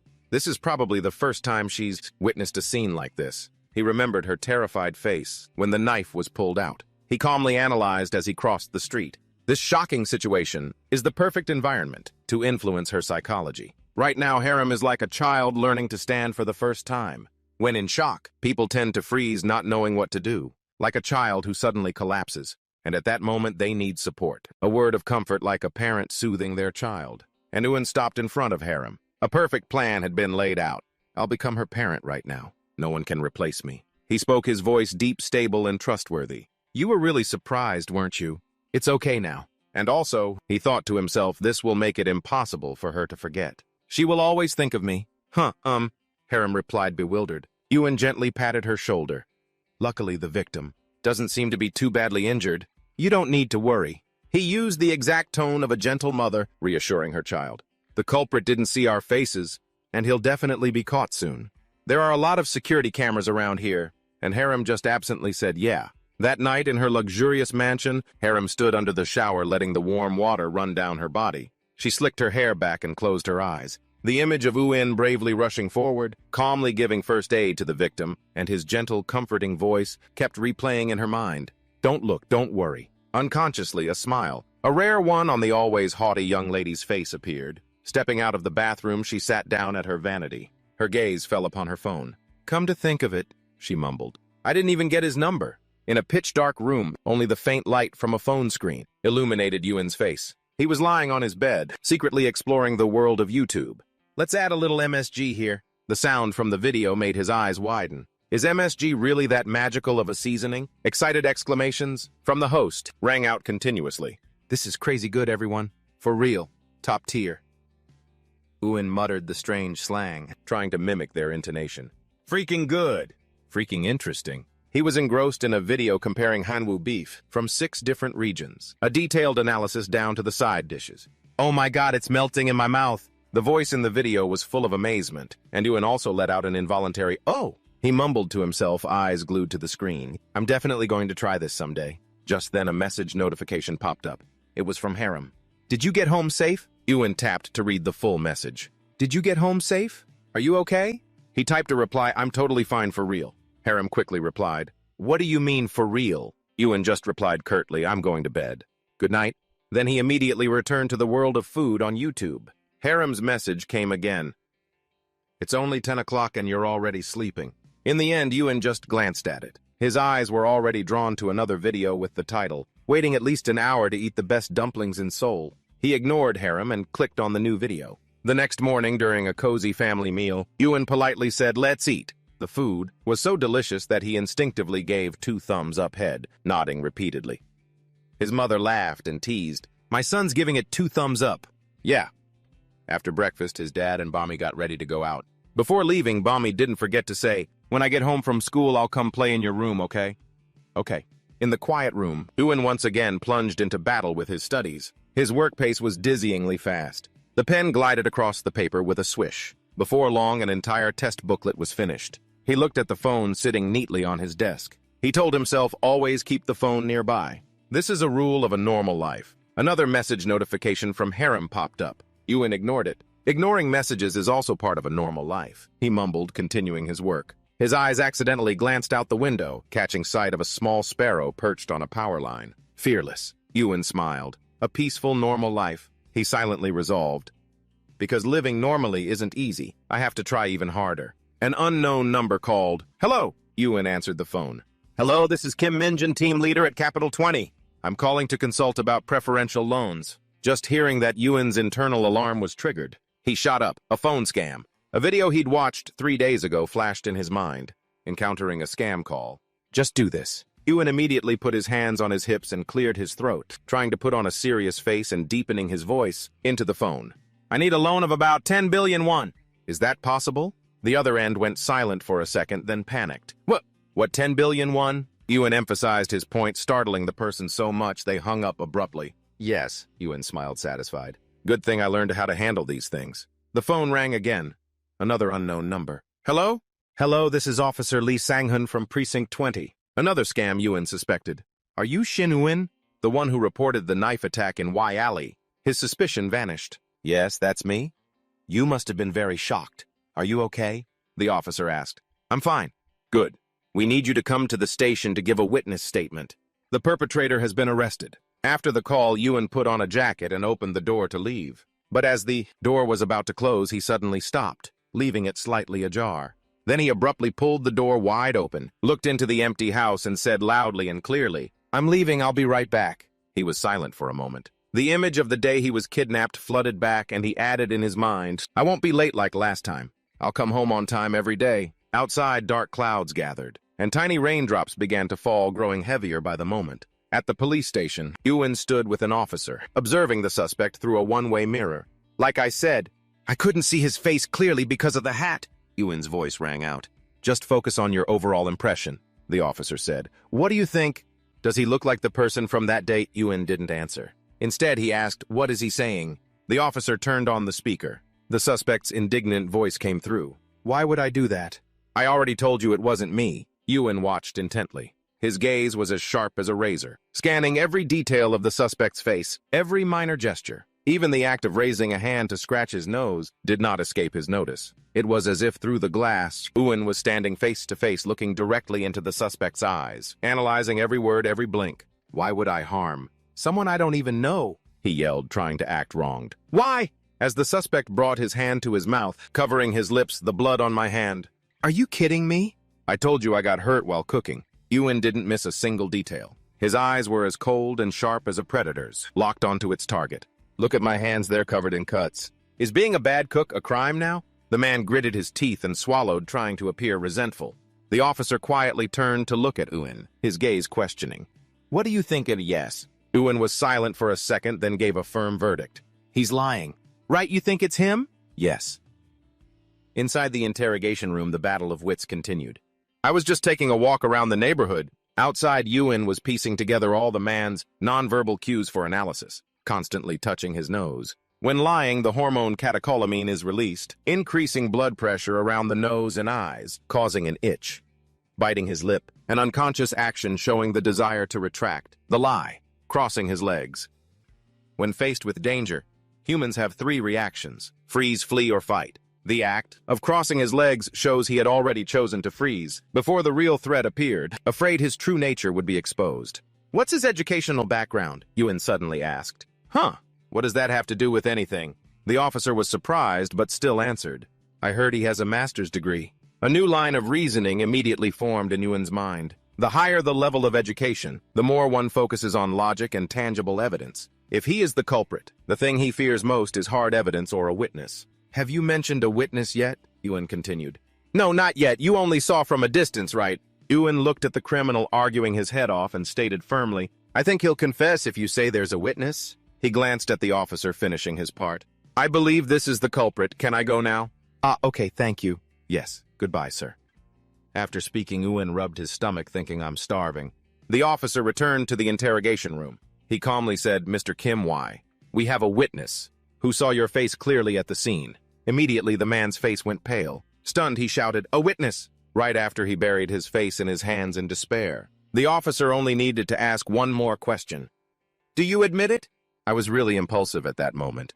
Kim Y broke down, bowing his head and confessing. Outside the police station after the rain, the sky was unusually clear and blue. Eun looked up at the sky, then turned to look at the police officers, who were happily eating jjajangmyeon. A silly question popped into his head. I wonder what jjajangmyeon at a police station tastes like. Is it any good? He watched them eat so heartily that he swallowed. I'll definitely try it someday. He checked his phone as he strode out of the station. A series of messages from Harem had spammed his screen. Hey, what are you doing? Hey! He typed a message. The culprit has been caught. You can rest easy now. Elsewhere, Harem was sitting with her friends, but her mind was somewhere else. Her friends around her tried to make conversation. Harem, where'd you get your hair done? New bag, it's really pretty. When Eun's message arrived, she hurriedly opened it. Oh, really? But why are you only texting me now? She texted back, a feeling of annoyance and frustration rising. Eun's reply made her even more irritated.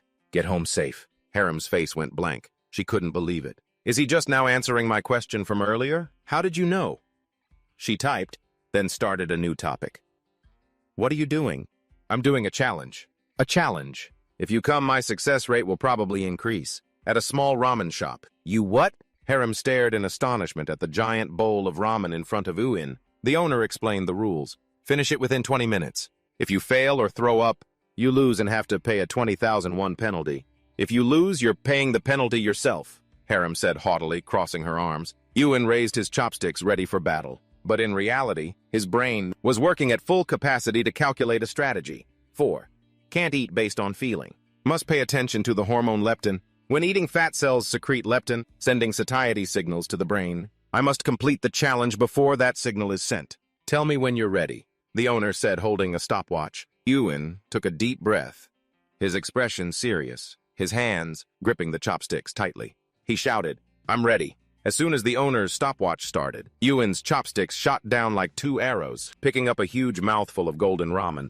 He didn't just put the noodles in his mouth. He used a powerful slurp to pull the long strands in, all in the blink of an eye. Harem's jaw dropped. She and the owner stood frozen, staring as the boy neatly finished the noodles and moved on to the thick slice of chashu pork. Eun opened his mouth wide and took the whole piece in one bite. Harem once again cried out in amazement. After finishing the meat, he returned to the remaining noodles. One last slurp.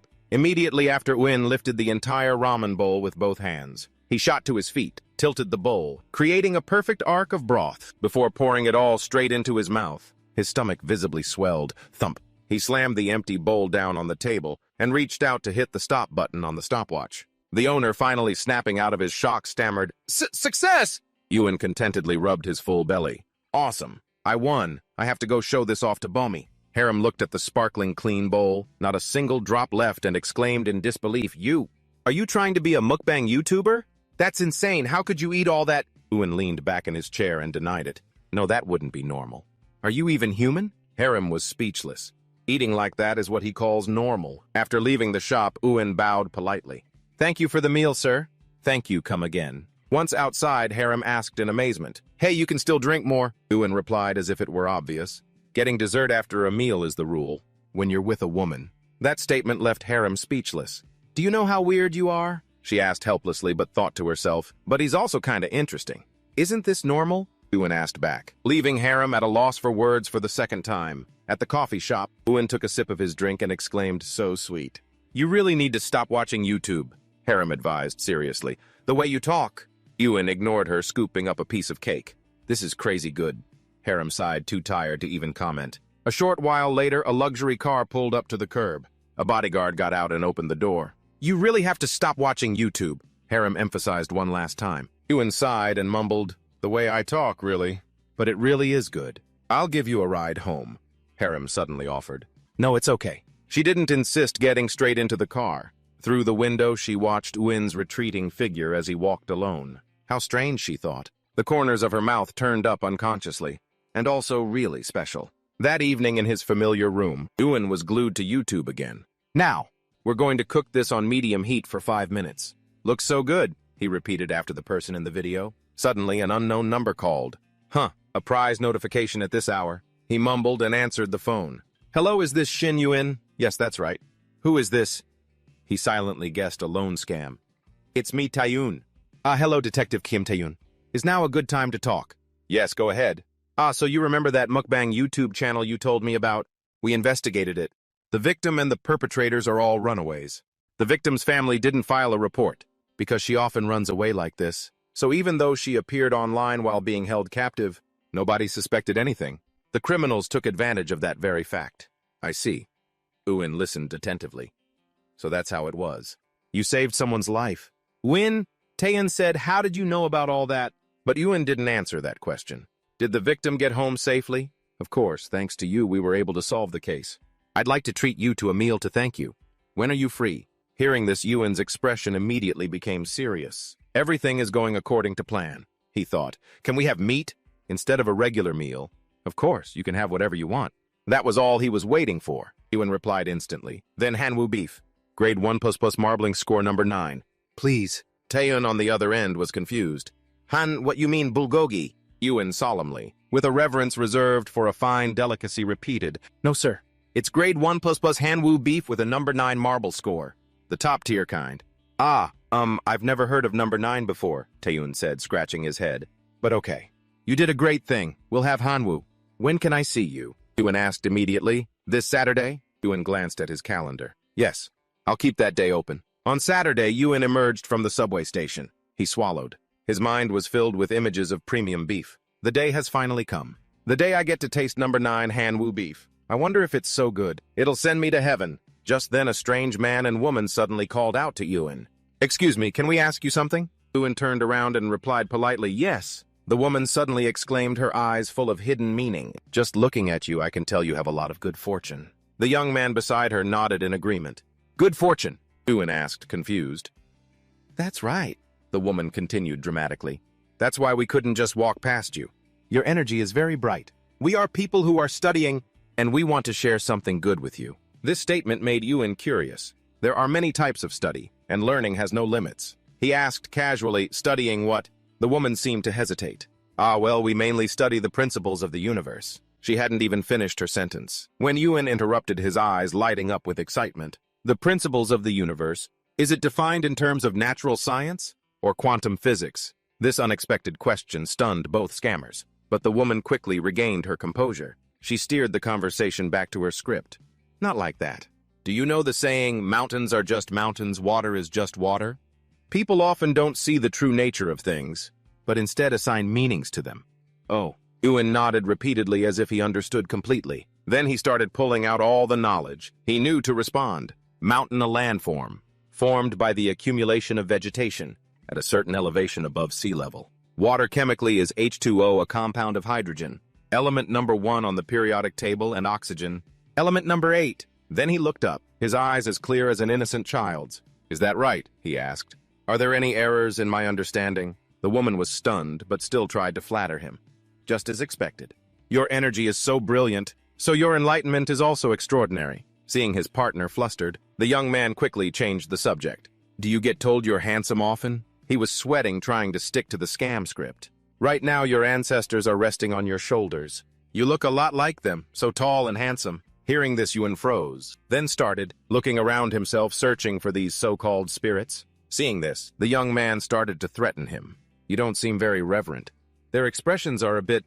But Ewan wasn't scared at all. He even asked directly, can you two see ghosts? The question was like a punch to the face. The young man's eyes widened, speechless. The woman quickly explained, not ghosts, ancestral spirits. Ancestral spirits. Ewan immediately took out his phone, holding up a diagram of the human eye's structure. So how do you two perceive these non-corporeal entities? Normally, parts of the eye, like the macula and the blind spot, process light information into electrical signals. Then the brain recognizes the image via the optic nerve. Or do your corneas have a special structure? The two scammers started to get dizzy as Ewan continued his lecture, like a machine gun, related to the iris, related to the pupil, related to the lens. He still didn't stop bombarding them with questions. Or do you two have a special sensory organ, different from normal people? A type of evolutionary mutation? Or can you see wavelengths of energy outside the visible spectrum, both of you? The young man whispered fearfully into the woman's ear. I think something bad will happen if we take this guy with us. The woman, also pale, quickly said to Ewan, let's meet again later. Something suddenly came up. Ewan paused. He could read her body language. Forced expression. Arms crossed, legs pressed together. This is a defensive posture, a sign of fear. He quickly clarified, "I'm not a scary person." No, it's not because you're scary," the young man yelled. "We really have an emergency. See you later." With that, both of them took off running, on the verge of tears. In their eyes at that moment, Ewan was like a demon chasing them and hissing, "Don't go, I really want to know. Tell me more about the ancestral spirits." In reality, he just stood still, regretfully watching them disappear. Just then a loud laugh rang out. A man holding a phone, who had been filming the whole time, couldn't hold it in anymore, clutching his stomach and howling with laughter. "Ha ha ha, that's hilarious, got it on camera." He approached Ewan and introduced himself. "Hello, I'm Chris, owner of the White Rabbit Review YouTube channel." YouTube, Ewan repeated. "That's right, a lot of people fall for this, so I filmed it for evidence. But I've never seen anyone react like you did." He held up his phone. "Can I post this video?" he asked politely. "Oh." Ewan immediately shook his head. "No, that wouldn't be normal." "Not normal?" Chris was surprised. "Oh, don't worry, I'll blur your face." No, Ewan said firmly, his voice unwavering. "Please delete that video." But Chris, panicking, tried to persuade him. "For the public good, this video should be widely circulated." Ewan didn't reply, just quietly turned and walked away. That decisive action made Chris panic and yell, "Wait, I'll distort your voice. I guarantee no one will recognize you. Please delete it." Ewan repeated like a soulless machine. Chenard. Chris played his final card. "I'll pay you 500,000 won. Please delete it." 1,000,000 won, Chris shouted in desperation. The moment the number was uttered, Ewan spun back around. On the screen of his phone, his bank account information was already displayed, clear and complete. Chris froze his face, scrunching up as if he'd eaten a hot pepper. He mumbled as he took out his phone to make the transfer. Talk about a 180. Ping, 1,000,000. One was safely in Ewan's account, at a luxurious restaurant. Detective Taeyoon's voice rang out, laced with bewilderment. He held the menu with a trembling hand and stammered, What did you say you wanted to eat?" "Grade 1++ Hanwoo beef with a number 9 marble score," Ewan replied calmly. Seeing Taeyoon's hand shaking from the astronomical price of the meat, Ewan sighed softly, a little helplessly. "Something else is fine too." Taeyoon forced a smile and decisively pressed the call button for the server. No, I promised I'd treat you. If I said Hanwoo, then Hanwoo it is." Yes, okay." Taeyoon shakily held up 3 fingers to the server. Give us the 3 servings." After ordering, he breathed a sigh of relief and regained his confident air. "Anyway, thank you so much, Ewan. If we had been just a little bit later, the consequences would have been unthinkable." He shuddered as he recalled the sight of the mukbang girl, desperately perched by the window. "When we got to the scene, it was completely chaotic." "It was really terrifying."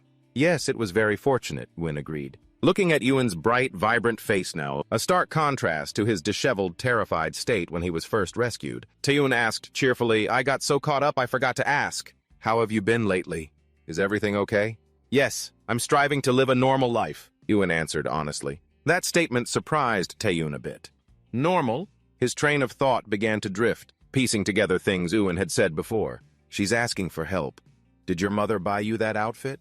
He probably plays the violin as a hobby. He guessed to himself, maybe because of the psychological trauma from that incident, this kid started studying criminal psychology. His thoughts were interrupted when the waitress brought a plate of exquisite meat. "Here is your beef." Both Taeyoon and Ewan leaned forward in unison, 2 pairs of eyes, one old and one young, widening in astonishment at the slices of meat with marbling, so perfect it was like a work of art. Ewan's eyes sparkled like stars' saliva, nearly drooling.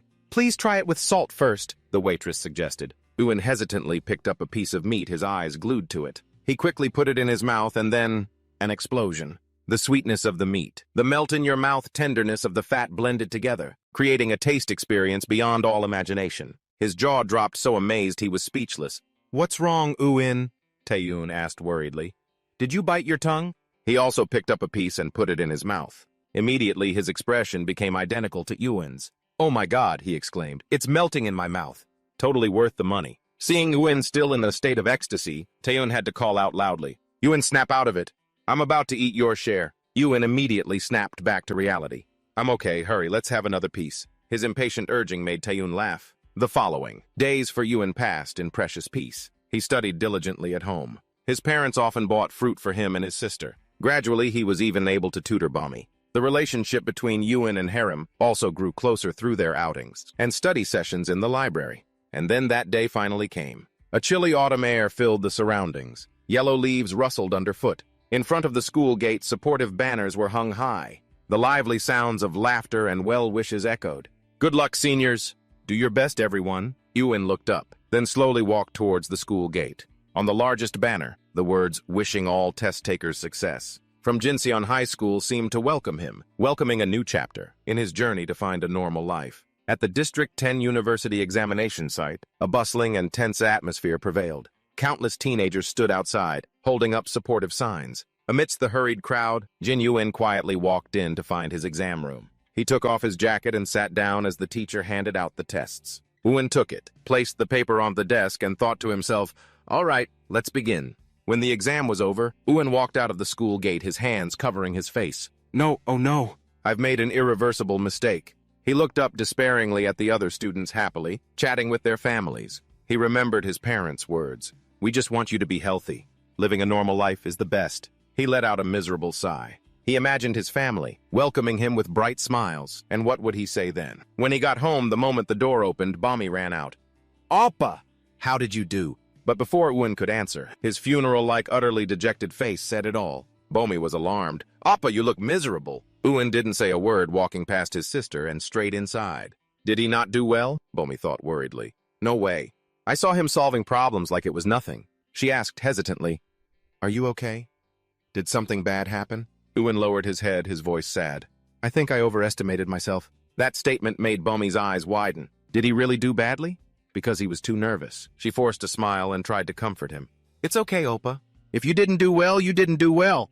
There are still other opportunities. No one will blame you." "Yeah, I'm going to take a shower." Bommy stood silently watching her brother enter his room, toss his backpack and jacket on the bed. Yuen glanced at Harem's message. How did the exam go? He just looked at it briefly before placing his phone face down on the desk. "I solved so many practice problems, and in the end it was all for nothing." He trudged into the bathroom with a sorrowful expression. Bommy had never seen her brother like this. How should I comfort him? Just then her mom called.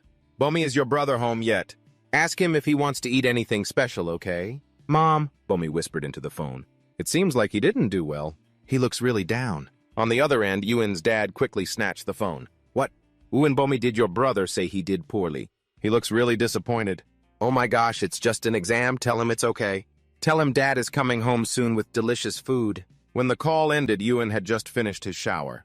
"Appa, are you okay?" Bommy asked hurriedly. "Did you get a lot of questions wrong?" "That's normal, Appa. My parents are not normal at all." Yuen suddenly cut her off, hands covering his face, his voice filled with despair as if his whole world had just collapsed. I think I got them all right. I should have gotten a few wrong to be like a normal person." Bommy froze, her brain seeming to shut down. She stammered, You think you got everything right?" "Yeah." Yuen cried out in frustration. "I just did it unconsciously without realizing." "I only knew when this test was over." His words were like a lightning strike to Bommy. She tried to stay calm and asked again for confirmation. "So that's why you're so sad? Because that's not normal." In contrast to his sister's astonishment, Yuen was still mumbling and analyzing. "Maybe it's because I solved too many practice problems. My hand just moved on its own, like how I unconsciously chew food. I solved them without thinking. It's as natural as breathing." Now Bommy was trembling with horror. She agitatedly grabbed both of Yuen's hands and yelled, "Appa!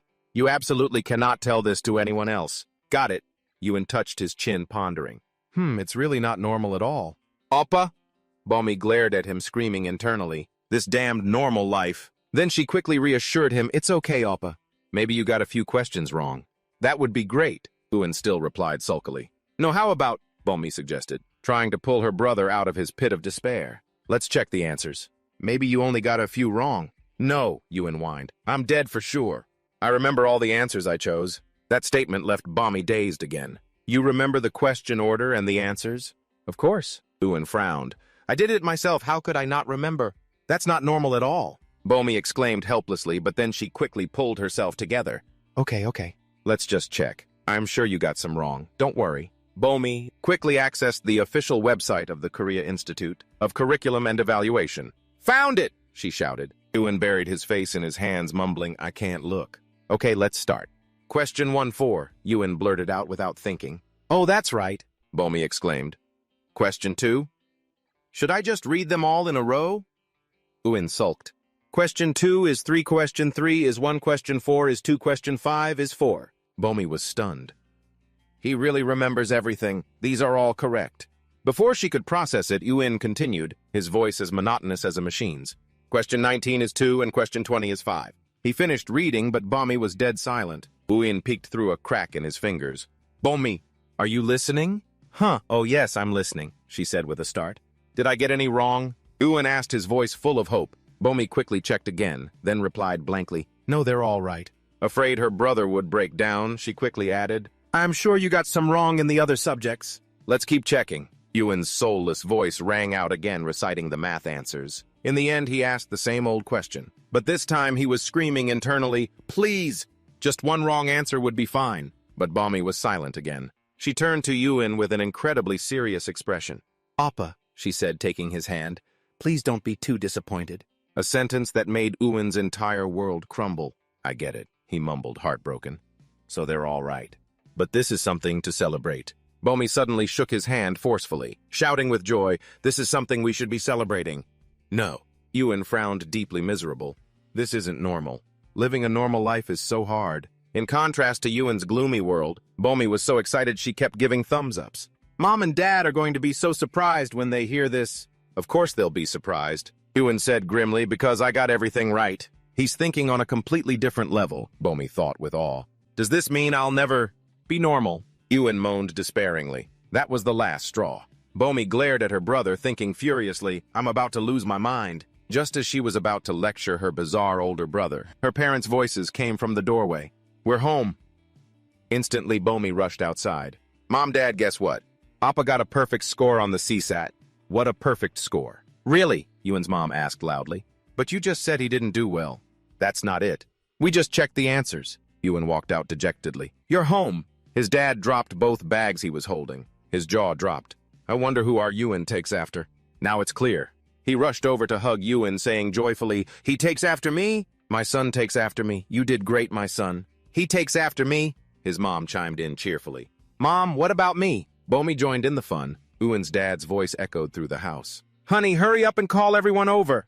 It's my treat tonight. He dialed his phone while bragging enthusiastically. My Ewan got a perfect score.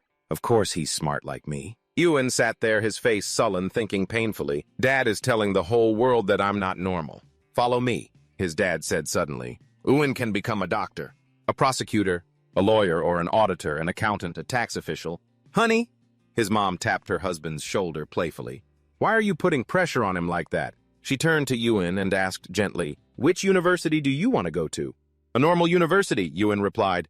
The answer stunned the other three members of the house. Normal. What about your major? Bommy stammered. I haven't decided. Back in his room, Ewan picked up his phone, typing the careers his dad had mentioned into the search bar. A flood of information appeared. Prosecutor, tax official, architect, doctor? He thought pensively. All these jobs have one thing in common. They operate within a framework, a system of rules and regulations. He continued his research, looking up successful people in those fields. The screen displayed information about a famous prosecutor. Name Hong Jin-myung, date of birth December 1975. Affiliation, Seoul Central District Prosecutor's Office. Education, Seoul National University School of Law. Career passed the bar exam in 2000. Ewan stared at the screen. An idea began to form in his mind. So Win scrolled through the profiles of successful people. Dr. Im Jun, graduate of Y University. Accountant Shin Dong-min, graduate of Business Administration at S University. He nodded. A simple logic formed in his head. Most of these people graduated from S University. That means S University is the most normal university. With that thought, he opened his door, stepped out, and solemnly declared to his family, I've decided. I will go to S University like a normal person. Huh. Both his parents and Bommy were stunned. As universities is normal. After a moment of bewilderment, Ewan's dad suddenly snapped out of it, shouting joyfully, Right! That's right. A genius can't be considered normal? All right, son. Go ahead and aim for that normal university. Time passed and winter arrived. Snow fell, blanketing everything in white. On the high-speed train, Ewan slowly took out food from his bag, a boiled egg and a can of soda. I've always wanted to do this, he thought happily. He decisively smacked the egg hard against his head. The impact was so sharp it made his eyes water. He peeled it, took a large bite, then tilted his head back and chugged the soda. In that moment, his whole world lit up. His eyes sparkled like stars. This is it. This is the reason why people love eating on the train. A perfect combination.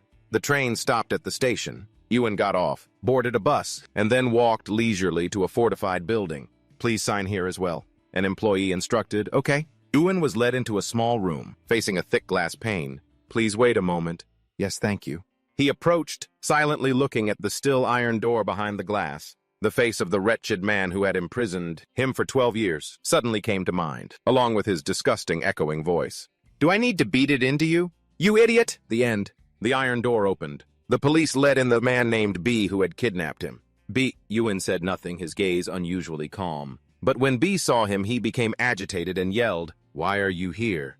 Did you come to mock me?" Seeing Ewan remain silent, B burst into crazed laughter. He pretended to clean his ear. "Oh, that's right, you're deaf. You can't hear what I'm saying. Right, but you can read my lips, can't you?" He sneered, spitting out each venomous word. "My bastard. Are you doing well? You're the one who killed my whole family, aren't you?"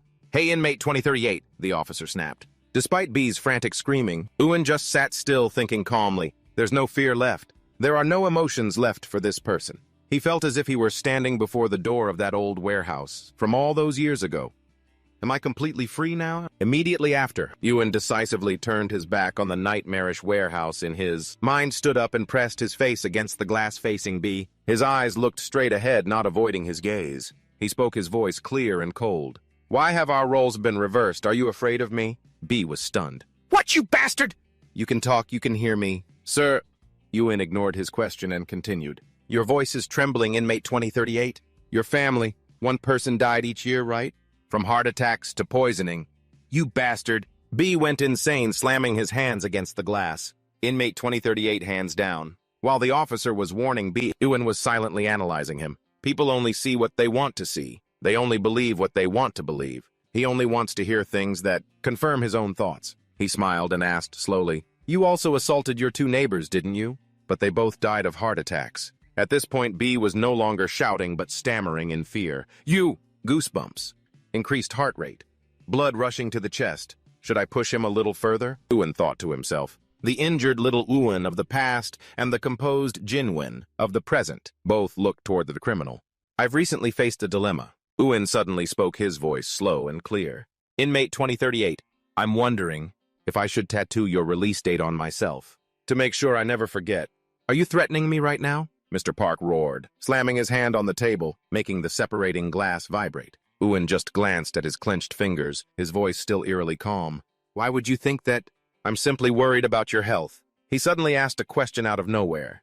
"Are you still keeping a diary?" That question was like a needle, popping his balloon of arrogance. Memories of long nights spent writing in that notebook flooded back. His face turned pale. "How the hell do you know that?" A strange, almost insane smile spread across Ewan's lips. "For your own health." He began to instruct like a dedicated doctor. "You should never eat until you're full. Put your spoon down the moment you feel satisfied. Exercise moderately and avoid sunlight. Focus your entire mind on maintaining your health." Ewan's smile grew wider, his eyes gleaming with a morbid excitement. "Oh, I even sent a little money to the commissary account in your locker." In the face of Mr. Park's horrified expression, Ewan continued slowly. "It's not much since I'm not working yet, but I'll send it regularly, little by little. Every one I deposit will be a reminder." Ewan calculated silently, an invisible string tightening around the man's mind, ensuring that even behind bars, he would never escape me. Suddenly, Ewan shot to his feet, reacting instinctively. Mr. Park threw himself backward in terror, lost his balance, and fell sprawling to the floor. He began to scream in a panic. "He's a murderer. My family, my neighbors. That bastard killed all of them." Ewan just watched silently. "Now he's just a boring, ordinary person." The officer rushed in, trying to restrain him. "Inmate 2038, calm down.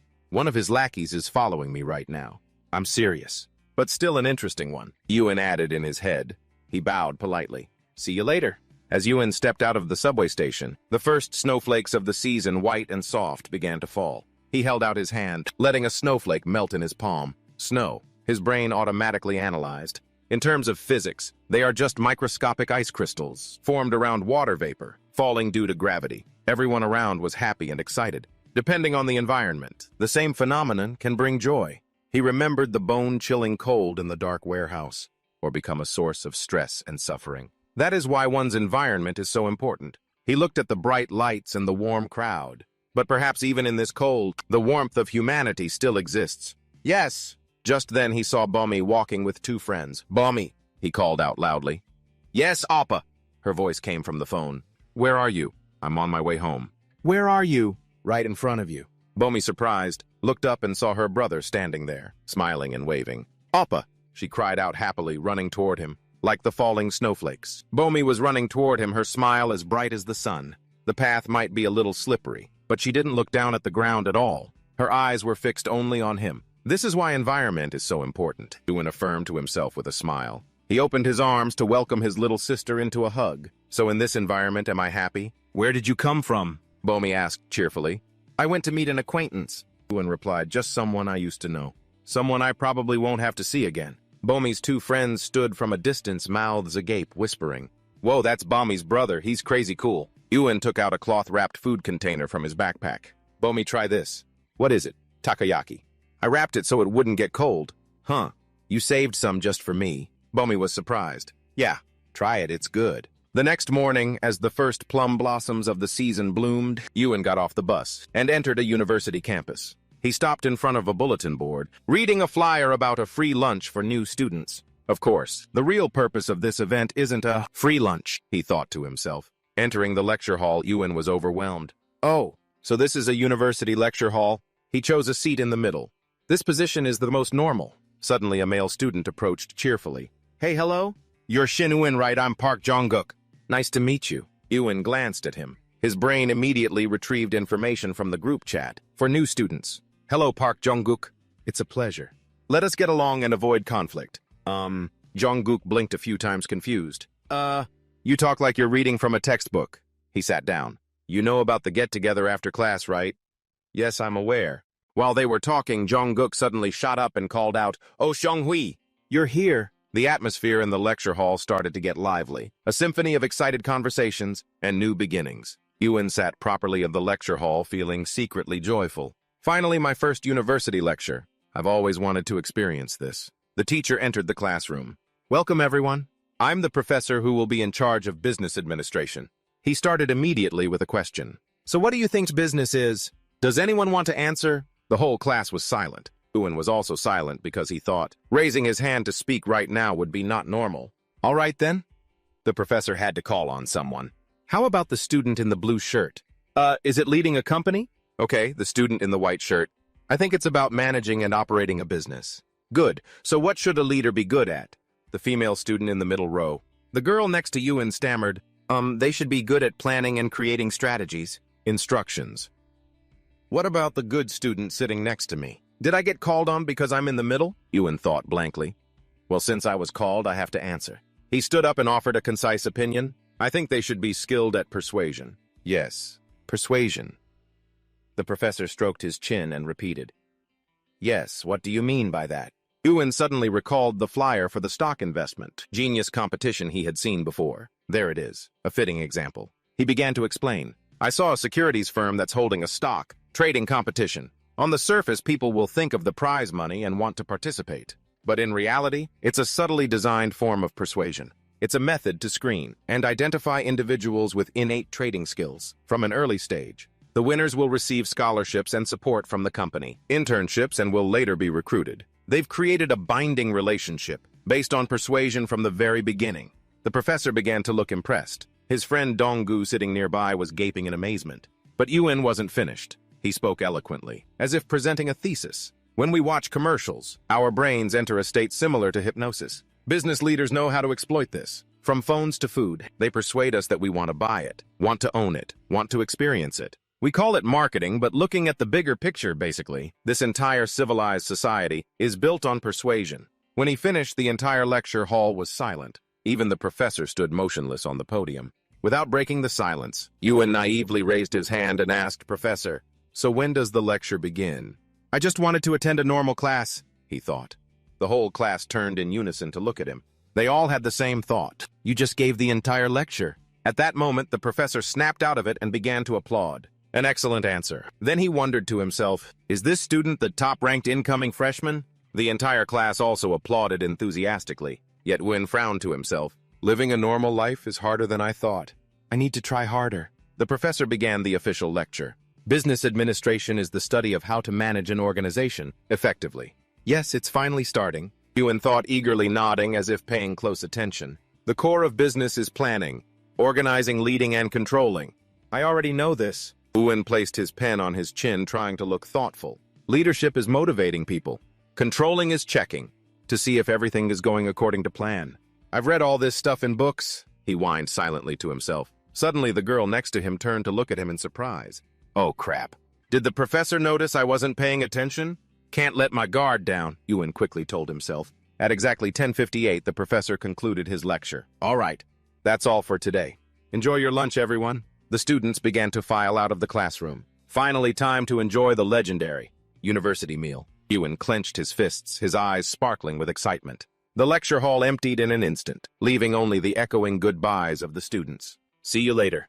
Enjoy your lunch. At the crowded and bustling cafeteria, Ewan couldn't help but let out a gasp of admiration at its sheer scale. He quickly joined the line, got his food, and found a seat. The moment he set his tray down, he began to eat at a terrifying speed, like a tiger that hadn't eaten in days, leaving those around him with their jaws on the floor. In the blink of an eye, Ewan's food tray was completely clean. He put down his spoon and silently critiqued in his head. Lacking MSG, the umami flavor isn't rich enough. Perhaps because it's a mass-produced meal, they intentionally made it bland. Just then, his phone vibrated. Hello, Ewan. Are you busy from Detective Kim Tae-yun? Ewan typed back. I just finished eating.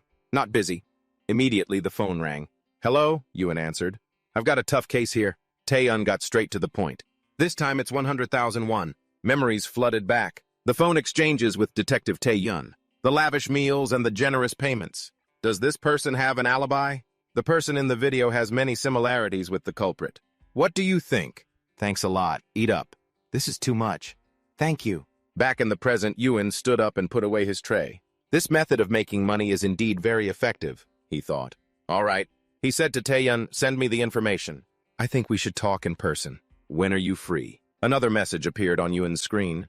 Due to the professor's personal reasons, this afternoon's 2 p.m. class is canceled. I'm free now, Ewan replied immediately. Where should we meet? No need. Stay where you are. I'll come pick you up at the school gate. Before long, Tae-yun had arrived. You're here, Ewan greeted him. Tae-yun looked him over, impressed. Wow, you really look like a college student now. Even more handsome than before. This university is no ordinary school, you know. What's the case this time? Ewan got straight to the point. Let's talk in the car. In the car, Tae-yun reached into the back seat to grab the file. Hold on. Detective Ewan suddenly proposed, instead of looking at videos or pictures, can we go directly to the crime scene? This suggestion surprised Tae-yun. The crime scene. Humans learn and make judgments based on experience. Ewan thought, the more direct experiences I have, the more accurate the data I collect will be. I want to experience it firsthand, he replied. Tae-yun thought for a moment, then nodded. All right, if that's what you want. They arrived at an old residential complex.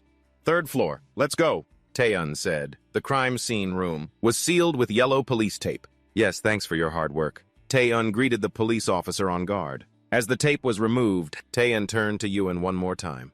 Are you really okay with this? Yes. Inside a large pool of blood had dried dark on the floor. Next to it was a white chalk outline of the victim's body. Ewan frowned slightly. His eyes were like a camera rewinding time, reconstructing the entire horrific scene of the murder. The victim opens the door. The killer takes advantage of the moment he turns and slams the door shut. He lunges the sharp knife in his hand, stabbing once into the neck. The victim clutches his neck in terror but doesn't fall. The killer ruthlessly stabs again, this time in the stomach. The victim falls, his limbs convulsing. The assailant coldly flips him onto his back, covering his mouth tightly until the victim stops breathing. Ewan scanned the room with his eyes. His brain began a cold analysis. Aimed for the throat first, the stab wound on the right side of the neck caused excessive blood loss. The weapon was a specialized knife, not a kitchen knife. This was a planned murder, not impulsive. The sole purpose was to take a life. You really are my little brother, Tae-yun praised in amazement. Just by looking at the scene, you can deduce everything. Did you find anything else? Ewan asked. No. Nothing new yet? This is the security footage of the suspect. Want to see? Tae-yun handed him an iPad. As Ewan watched the video, he asked, what about fingerprints? None. Suddenly, Ewan's eyes widened. He saw a blonde-haired man standing in front of the victim's house. The suspect and victim knew each other. Male, approximately 180 centimeters tall, blonde dyed hair. Didn't conceal his face. Carrying a plastic bag with a bottle of soju. Shoe size approx 270mm. That's right, Tae-yun confirmed Ewan's deductions. This person has already been arrested, right? Ewan offered his final conclusion. But I don't think he's the real killer. Yeah, he's been arrested, Tae-yun replied, then asked, but why do you think that all the current evidence points to him? Instead of answering directly, Ewan countered with a slightly challenging tone. If you already believe the evidence, then why do you still need me? Taeyun scratched his head helplessly and admitted, just as I thought, I can't fool you. He vehemently denies it, and my gut tells me something's wrong. Only then did Win begin his analysis. His alibi is too perfect. Suspiciously so. That's right, Taeyun continued. He claimed he spent the night at a motel, paid with cash. Conveniently, the motel's security camera was broken that day, and the owner was so drunk he couldn't remember any guests' faces. The video on the iPad paused on the image of a strand of hair being collected from the crime scene. You know, Ewan suddenly spoke up. The murder weapon was probably a long, sharp knife, like a sashimi knife. If we build a hypothesis based on the killer being proficient with this type of knife, everything becomes clearer. He explained, criminals tend to use tools they are most familiar with. It helps them minimize unforeseen variables. And if we assume this killer works a job with frequent exposure to water, that would explain why no fingerprints were found, even though he rang the doorbell with his bare hand. Is there a basis for that? Taeyun asked, surprised. Yes, Ewan affirmed confidently. People with constant exposure to water and chemicals often suffer from chronic hand eczema, which leads to their fingerprints being worn down and disappearing. He pointed to the strand of hair on the screen. And this? It could be animal fur, or from a completely different person. It could even be a wig. Are you saying the killer wore a wig? Exactly, Ewan replied. Not just to cause confusion, but to manipulate the entire situation. Look closely at the footprints. The body weight is concentrated mostly on the heel, making the toe prints very faint. When a person attacks instinctively, their weight shifts forward onto their toes. This indicates that he deliberately wore a pair of shoes larger than his actual foot size. Also, the scuff mark next to the shoe here is very strange. Ewan pointed to another spot on the floor. Maybe he tripped during the struggle, Taeyun guessed. No, Ewan shook his head. He acted very quickly and efficiently. Assuming a struggle did occur with an ankle twist like this, his ligaments would be severely damaged at the very least, possibly even a broken bone. But look, he forwarded the video to the part where the killer leaves. He's walking completely normally. No limp at all. No matter how high the adrenaline rush, it can't conceal an injury. As serious as that. He was wearing shoe inserts. He pointed again at the killer's blonde hair. Look closely again. Compared to when he entered, a lock of hair on the right side has shifted slightly. Real hair can't become displaced like that in just a few minutes. The light from the iPad screen reflected on Ewan's thoughtful face, meaning he deliberately wore bigger shoes and a wig. Taeyun exclaimed, stunned. Precisely, Ewan continued. The real killer needed to eliminate both the victim and the suspect, who is currently in custody. The victim was an easy target, small in stature. But the suspect is much larger, not easy to overpower. So he chose to frame him instead. He looked at the suspect's information on the screen. Suspect is 184 cm tall, shoe size 270. At the time of arrest, his hair was black. The police probably thought the sudden hair dye was suspicious behavior. Hearing this, Taeyun frowned and scratched his head. He remembered roaring at the suspect that day.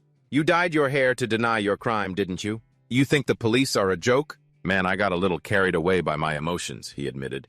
My conclusion is Ewan reassembled. The pieces. The real killer's shoe size is around 255 to 260 mm. He knew the victim and has a valid reason to frame the suspect. He has masterful sashimi knife skills, may be suffering from chronic hand eczema, and most likely has a high level of education, capable of meticulous planning. Criminals with low levels of education tend to act impulsively. They couldn't stage such a complex play. So what's the motive? Money, revenge, or some complicated love triangle? Ewan thought pensively. The investigation in his mind had only just begun. Lower-class criminals often use violence to solve their problems, but the higher the education level, the more systematically the crime is planned. Ewan noted to himself. Just then, Detective Taeyun's phone rang. Yeah, this is Taeyun. John, find anything? Yes, sir. But it's not real hair. It's a wig. What? Taeyun was so shocked his jaw dropped. Meanwhile, Win was still analyzing seriously. The victim lived in a studio apartment, and the suspect lived in a boarding house. Neither of them was well off financially. The culprit's shoe size is between 255 and 260 mm. Therefore, his height would be between 166 and 170, most likely in his 30s. Hearing this, a memory flashed in Taeyun's mind. The employee at the sushi restaurant. Oh, it's him. He hurriedly yelled into the phone, John, that guy who works at the sushi restaurant, arrest him now. The next day, on his way to school, Ewan's phone rang. Ewan, I love you. Taeyun's cheerful voice came from the other end. I'm not interested, Ewan replied coldly. But thanks for the 100,001 reward. What was the motive? He borrowed money from both victims and killed them, fearing they'd report him. I see. Study hard, okay? Of course, bye. As soon as the call ended, a tall young man from behind called out, Jin Yuen. Yuen turned around, his brain automatically scanning him. Height approx 178 cm. Short hair, one eyebrow, thicker tan skin. Slender but toned build. He quickly realized, this is the person who sent me supporter funds before. Hello, my name is Kim Mansu. The young man introduced himself. You were amazing just now. I thought I was listening to a professor's lecture. So that's how people see me. I need to be more careful, Yuen thought to himself. Hey, are you also joining the stock trading competition? Mansu pointed to the flyer on the notice board. A lot of people in our class are participating. A lot of people, Yuen asked in surprise. So should I participate? If I don't, won't I stand out? A complex chain of thought appeared in his mind.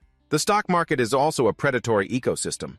The antlion larva digs a sandpit waiting for ants to fall into its trap, drains their bodily fluids and discards the empty husk. In this market, small retail investors, the ants, are also having their money drained by larger forces. They wonder in confusion, should I buy? Then hastily decide, I have to buy now. They stare at the screen desperately praying. But when the stock plummets, they collapse, terrified, even frantically destroying things. The end result is tragic. If most normal people are ants, I should be like them. But if I lose money, Mom, Dad, and Mommy will be very sad. A decisive decision was made. In that case, instead of being drained, I will be the one doing the draining. This self-justification is also a part of living a normal life. Yuen sat in front of the computer screen. Numbers and charts danced continuously. He watched them, thinking to himself, I should be happy, but why don't I feel anything? Being normal is really hard. Suddenly, a green arrow shot straight to the bottom of the chart. The stock crashed. Yuen's eyes widened, but his mind remained calm. It's okay, this isn't real, it's just a simulation. He touched his chin. A thought flashed. If my second personality were to awaken, how would it react in this situation? It knows all the things I've unconsciously ignored. Perhaps observing myself isn't such a bad idea. He closed his eyes and commanded his own subconscious. Come out now. A sly, smug smile appeared on Yuen's lips. The entity within had awakened. He ran a hand stylishly through his hair, then placed both hands on his hips, admiring his reflection in the mirror. Long time no see, he said to himself, his voice arrogant. I have to admit I'm pretty handsome. I could totally become a celebrity just for fun. With that, he ripped off his t-shirt, revealing a body covered in horrific scars. A map of pain, he smirked. Or maybe acting isn't for me. He plopped down in the chair, his hands flying across the keyboard at dizzying speed, looking up specialized terms. In AI and finance, the screen was filled with text and data. This is what needs to be done, he thought. All the memories of his days in captivity came flooding back. Back then, I was the one in complete control of this body. But now that kid Yuen is gradually regaining autonomy. If this continues, I'll eventually disappear. He leaned back in his chair, telling himself seriously, that's why I have to show him my value. His eyes were glued to the chart. The stock market was fluctuating wildly. Looks like the whales have started to move. He smirked. I can clearly see the signs of accumulation. He held his head high, his voice dripping with sarcasm as if speaking to Yuen. Hey, Yuen! Just simulating is useless. Are you a child? You're an adult now. Click, click. He decisively clicked the mouse. Trade complete. Trade complete. Trade complete. The red arrows that were pointing straight down moments ago now all turned a vibrant green and shot up like rockets before his arrogant smile. All the indices shot straight up through the roof. Money, he began to lecture condescendingly, is not something you earn. It's something others make for you. In this market, those who are called retail investors ultimately just get drained. The next day at school. 10 a.m. class, right? Jung-suk started a conversation. Yeah, Yuen replied. Great, great, great, let's go. In the classroom, students were buzzing with discussion. I made a 3% profit yesterday. I lost 7%. They say you shouldn't put all your eggs in one basket. Yuen just listened silently, thinking to himself, I should start soon too. I have an afternoon class tomorrow, so I'll start in the morning. Then the professor walked in. The lecture began with a familiar routine. The projector turned on, and the professor's monotonous voice began to drone on like a prayer. A few keywords managed to reach Yuen's ears: talent acquisition, market share, brand image. Then it was followed by a long, boring stream of knowledge. The lecture was so dull that even Yuen started to nod off. The professor, in the middle of his passionate speech, based on the results of this analysis, we can achieve a competitive advantage, suddenly stopped. He had seen Yuen dozing. The professor remembered the previous class, when he had asked if there were any questions. It was Yuen who had shot up, his eyes shining brightly. When he asked if anyone was having trouble, it was also Ewan who had unleashed a barrage of complex analyses and questions, turning the lecture into an academic debate. That left him exhausted. Just let him sleep, the professor thought to himself. At the same time, though his eyes were closed, Ewan's mind was screaming, "I can't sleep. Nodding off in class is a normal thing to do. I want to experience it just once." He remembered a scene from a movie where a professor scolds a sleeping student and sighed internally. Just as I thought, it's not easy at all. Being normal is so hard. As he was lost in thought, a sentence from the professor jolted Ewan awake. "All right, that's the end of today's lecture. I will be assigning homework." Homework? Ewan immediately shot his head up, his face beaming as if he'd struck gold. He raised his hand high, opened his mouth wide, and almost shouted, "Professor!" "What kind of homework is it?" "Finally, we have homework. The thing I've always wanted to try," he thought excitedly. The professor's mouth twitched. When did he wake up? He reluctantly answered. Read The Wealth of Nations by Adam Smith. Discuss perfect competition markets and marginal utility. Diminishing. Then form groups of 4 and submit your lists. The moment he finished speaking, Ewan's voice once again bombarded the lecture hall. "Professor, I have a question." Words shot out of his mouth like a machine gun. Economists often use diamonds and air to explain the paradox of value. But in modern times, can't we interpret it in a new way? The entire lecture hall looked at Ewan as if he had just landed from another planet. Diamonds and air, who does that? Is that even a question anymore? This is a full-blown debate. There he goes again. What the hell is he talking about? Ewan, unfazed, continued to present his sharp argument. Let me explain using mukbang for people who eat a lot. Does the law of diminishing marginal utility apply to them? They eat continuously but still seem to enjoy it. Even when they force themselves to eat, they can still enjoy it, because they earn money from views. Can we consider this an exception to the law, caused by addiction? Eat. The professor gave a forced smile, reluctantly drawn into the debate. Well, possibly. Gambling or gaming addictions are also considered exceptions, so this case could be understood in that way. But Ewan didn't let up easily. But calling this an exception due to addiction is too general. I feel it's not just related to the stomach, but also a matter of hormones, specifically leptin, the hormone that creates the feeling of fullness. The entire class stared blankly. What's leptin? The feeling of fullness isn't just from eating enough. Did I accidentally sign up for advanced biology? If the body produces less leptin, it can lead to obesity. The opposing hormone is ghrelin. It stimulates the brain more strongly to maintain the state of addiction, so the neural response is also stronger. The economics professor at this point just wanted to scream internally. How am I supposed to know this stuff? But looking at Ewan's shining eyes and eager expression, he couldn't help but praise him silently. He's genuinely curious. He's asking sincerely. No, there's no more time. The professor panicked and cut him off when he saw Ewan preparing to delve deeper into factors affecting addiction. Time's up.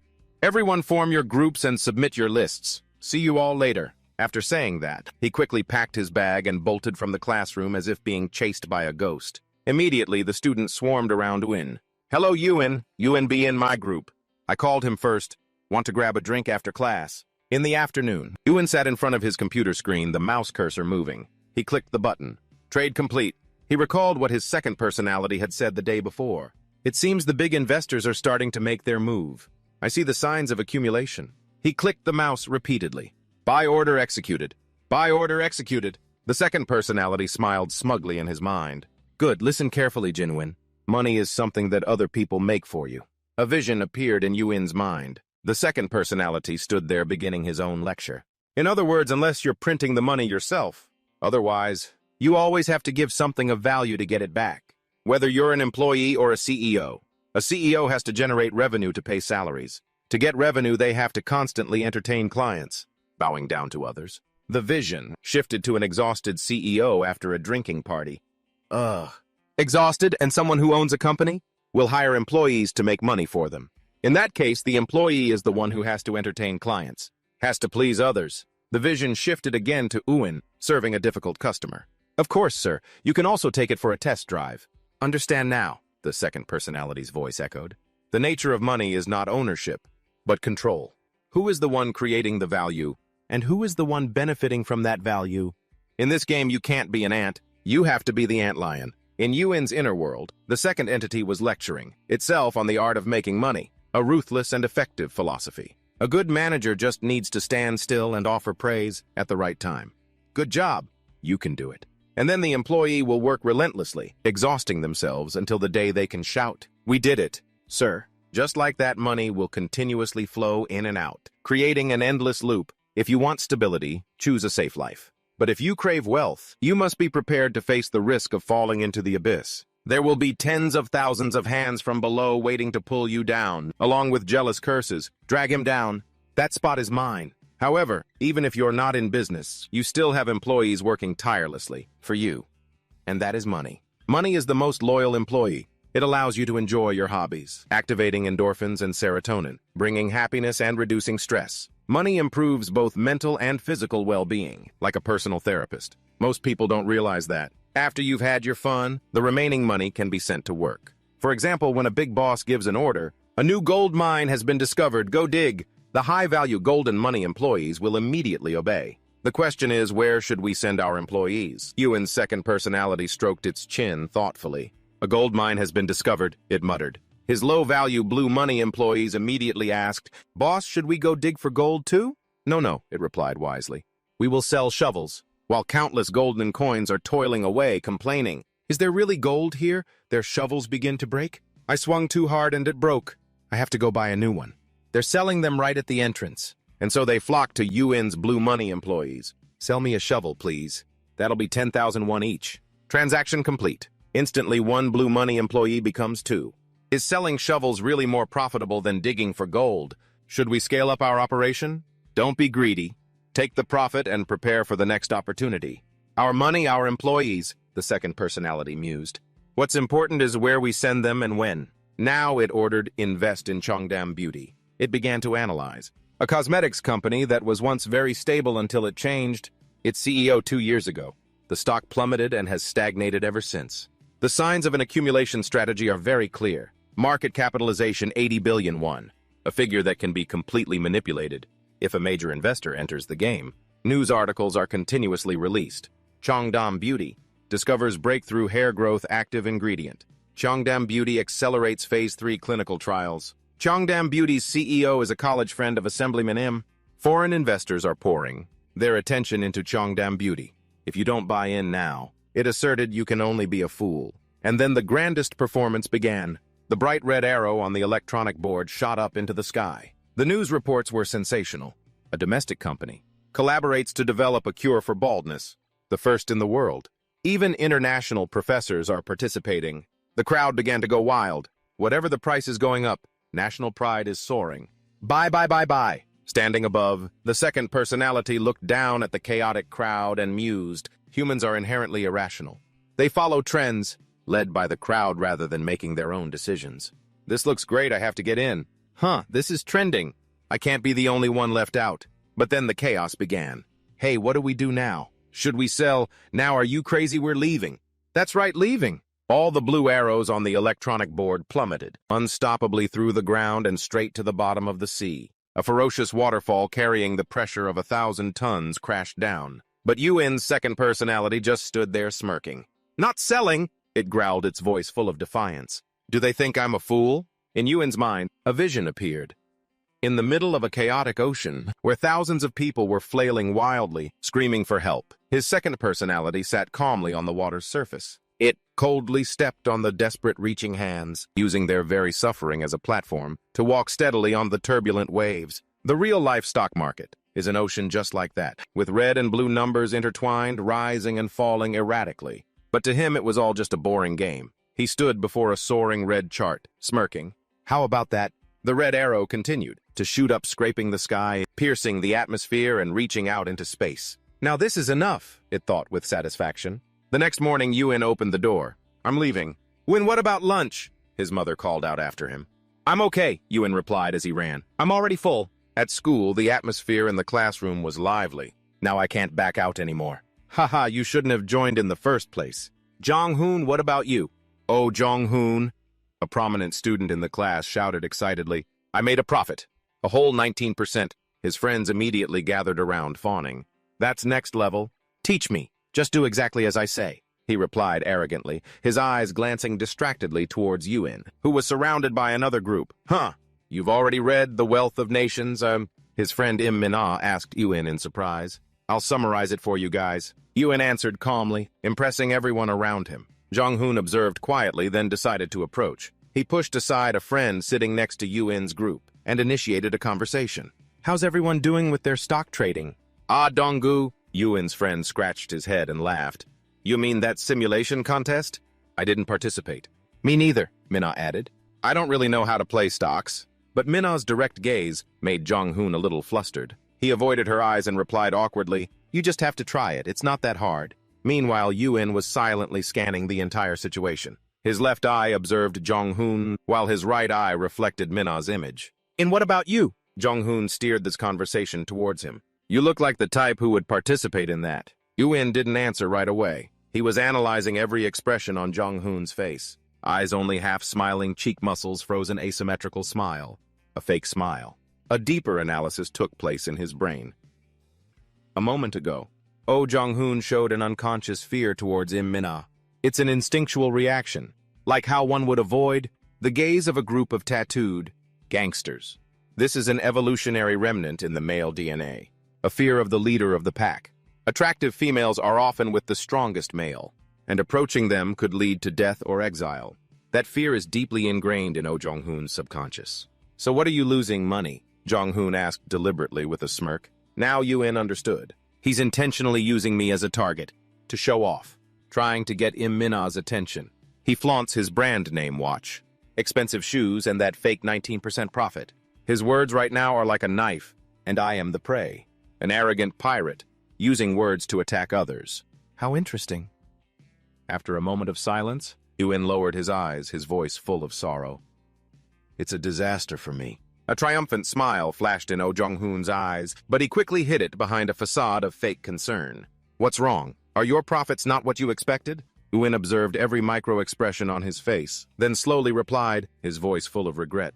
I should have just stuck to the simulation, but I accidentally used real money to buy. That statement was like a thunderclap. Jong-hoon froze for a second, then clutched his stomach and burst into triumphant laughter, making no effort to hide it. You accidentally traded with real money. How could you make such a dumb mistake? So how much did you lose? 3. Yuen thought to himself. Lying to him is also a part of living an abnormal life. He shook his head and calmly spoke, cutting through Jong-hoon's laughter. I made a 30% profit. The smile on Jong-hoon's face froze. 30%. Yuen held up his phone screen as evidence, irrefutable proof. Everyone around them was simultaneously stunned. Wait, for real? That's insane. You made money by accident. Only Jong-hoon stood there frozen. He stared wide-eyed at Yuen, thinking in terror. Just as I thought. He's no ordinary kid. His eyes scanned him from head to toe, screaming internally. Cheap denim jacket, old model phone, no watch, shoes that cost less than 50,000 won. Overall, he just looks like a poor kid. How the hell? Did he hit the daily trading limit and make a 30% profit? What stock did he buy? While Jong-hoon was scanning Yuen was also analyzing him. Oh, Jong-hoon, he's trying to find something in me. A weakness, a flaw. Anything that would make me seem inferior to him. Ah, that's it, Jong-hoon suddenly shouted. What stock was it? Can I see for a second? He lunged forward, trying to snatch the phone. But in his haste, he knocked the phone out of Yuen's hand. The phone fell. Time seemed to stop. Yuen's brain immediately activated. Analysis mode. Height. Weight of the phone. Free fall velocity. Material and angle of the stairs. All variables calculated in an instant. Conclusion. Breaking is unavoidable. I have to save it. That was the only thought in Yuen's mind. He immediately lowered his center of gravity and lunged forward. His hand reached out in the final moment, just before the phone hit the ground. He snatched it. Whoa, did you really catch that? Insane reflexes. Yeah, Jong-hoon stammered. Ah, sorry. Yuen just casually replied, it's okay. But in that moment when he bent down, his jacket lifted up, revealing the crisscrossing white scars hidden around his waist. Jong-hoon saw them. His eyes lit up as if he'd struck gold. He immediately yelled, what happened to your waist? Oh my God. Oh! Minna cried out in alarm. Wow! Jong-hoon said with loaded meaning, then smirked. He spoke loudly on purpose so everyone could hear. What's that? Were you a thug before, haha? If you went to a public bathhouse, even the guys covered in tattoos would probably avoid you. Hey! Yuen looked at him coldly. But Jong-hoon continued his malicious joke. If you get into a fight, you just have to lift your shirt and your opponent will run for the hills, right? He glanced at the two female friends trying to drag them in. Hey, everyone should be nice to Yuen, okay? The two girls just whispered anxiously to each other. It looks like he was seriously injured. Uin looked directly into Jong-hoon's eyes, not a hint of fear. So this is finally happening to me, he thought calmly. He recalled bullying scenes from movies, the psychological mechanisms he had read about. Once people criticize or belittle others, they subconsciously feel superior. This process activates the brain's reward system, releasing dopamine. Hatred, indignation, and envy also temporarily focus energy, releasing cortisol. Humiliating others is not just a simple emotion, but an act related to biological pleasure. Oh, Jong-hoon is publicly demeaning me. He is enjoying this feeling. Did you get hurt in a 1 versus 17 fight? Or were you the 17th guy? Uin continued to analyze calmly. The way Oh Jong-hoon aggressively judges others shows that he's addicted to the feeling of showing off, addicted to the pleasure that comes from belittling others. And an addiction like that is not easily given up. And Oh Jong-hoon will continue to provoke me. In society, the majority are perpetrators and the minority are victims. Therefore, those who endure are often seen as weak, as abnormal. If I want to become normal, I must side with the majority. A decisive decision was made. Uin stood up, flashing a bright, calculated smile. Before we do homework, how about we all go out for a drink today to get closer? I just made a small profit from stock, so it's on me tonight. Immediately, Imina and the others flocked to him, cheering in unison. Oh, sounds great, perfect, good, Uin calculated. This way, Imina will help me herd the prey. Then he turned to Jong-hoon and invited him warmly. Jong-hoon, will you join us? I also want to learn more about stocks. You're good at it, right? Jong-hoon forced a smile and replied boastfully, it's not that hard. Sure, I'll go.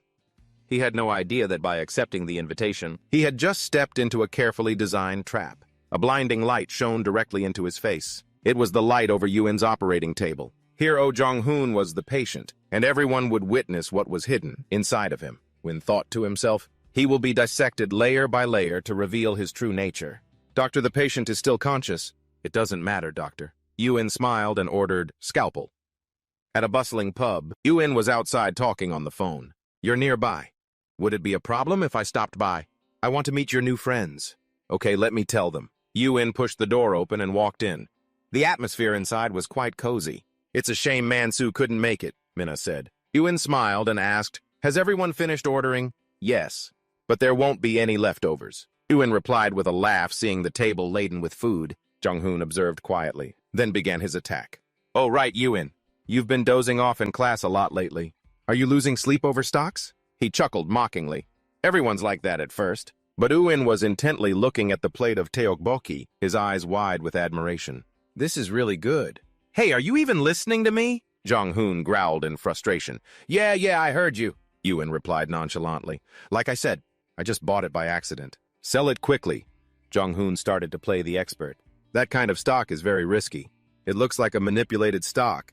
Newbies can't make money from it. And Uin, while spearing a piece of tteokbokki, calmly replied, well, I did consider 19 different economic indicators. Checked the prices of commodities like gold, silver, oil, and copper, monitored the exchange rates of various countries, and then skimmed through a few articles and online rumors. What? Jong-hoon shouted in disbelief. You chose based on that stuff. It was just an accident, Uin replied modestly. I just got lucky. Even if it was a mistake, a 30% profit is still incredible. Minna couldn't help but exclaim. Uin silently observed the expression on Jong-hoon's face twisted as if he'd eaten a chili pepper. Anyone could see he was annoyed. Jong-hoon suddenly stood up, grabbing a bottle of soju. He started pouring for everyone. A mistake like that is pretty impressive. All right, let's drink. He poured for Uin as well. Here. Thanks, Uin replied politely, while his brain carefully dissected his every gesture, placing a hand on his hip to make himself look bigger, like a cobra flaring its hood. An instinctual behavior to display superiority. Yeah, because it was the mistake, it's even more amazing. Minna praised him admiringly again. Oh, Jong-hoon doesn't like Lee Minna praising me, Uin concluded silently. His body language is defensive, but because of his addiction to showing off, he won't back down. He'll soon show off something else. Just as expected, Jong-hoon immediately changed the subject. Haha, if I make a few more mistakes like that, I could probably afford a watch like this. He held up his designer watch, just as predicted. Trying to make himself the center of attention, Uin assessed coldly. The surgery has only just begun. Cheers? Oh, Jong-hoon's loud voice stirred the atmosphere. Bottoms up. Uin also awkwardly raised his soju glass. Finally, my first time drinking alcohol. he thought excitedly. I've always wanted to try it. Clink, clink. The glasses tapped together. The shout of bottoms up echoed. Yuen tilted his head back and drained the glass. The sharp, burning liquid scorched his throat, making his eyes pop open in surprise. His eyebrows knitted together, while his friends around him were cheering excitedly. Ah, that's good. Yuen had to cover his mouth, trying to suppress the unpleasant feeling. The whole world seemed to spin. They say alcohol tastes good when you grow up. Does this mean I'm still a kid? This is awful. Just then, Yuen's phone rang. The 3 letters Lee Harem appeared on the screen. He turned to ask everyone in a formal tone, "My friend says she's nearby. I was wondering if it would be okay for her to stop by for a bit. Even if they say no, she's still coming," Yuen thought to himself, quickly glancing at Jong-hoon. "A friend?" Everyone asked, confused, but quickly agreed. Of course, tell her to come. "Hey, Harem, they said it's okay," Yuen said into the phone. "Oh, it's a girl," Jong-hoon blurted out in surprise. A moment later, the restaurant door opened. The sharp click-clack of high heels echoed decisively. Harem walked in, dressed in elegant and luxurious office attire, completely out of place in this noisy environment. "A pub," she said. "I didn't expect you to like places like this." "Welcome," Yuen said, pulling out a chair for her. "Hi, everyone. I'm Yuen's friend, Lee Harem." After a second of being stunned by Harem's beauty, the whole group immediately became excited. "Hi, I'm Minna. You're so pretty." "Hi, I'm Oh Jong-hoon." Jong-hoon enthusiastically cut in. "You're really beautiful." Then he asked a loaded question. "You two probably aren't just normal friends, are you?" Harem frowned slightly. Her eyes flickered past his cheap jacket and landed on the designer watch that Jong-hoon was deliberately showing off. She nodded curtly. "Yeah, we're just friends."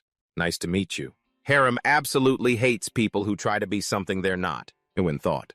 As if by accident, Harem raised her hand to brush her hair, revealing the diamond-encrusted watch on her wrist worth hundreds of millions of won. Jong-hoon's eyes went wide. Embarrassed, he unconsciously hid his own hand and turned his face away. But he still tried to save face. "Really just friends? You two look great together." Harem lazily waved a hand, signaling for Yuen to handle it. "Jong-hoon, we really are just friends," Yuen reluctantly repeated to break the awkward atmosphere. Yuen turned to another friend.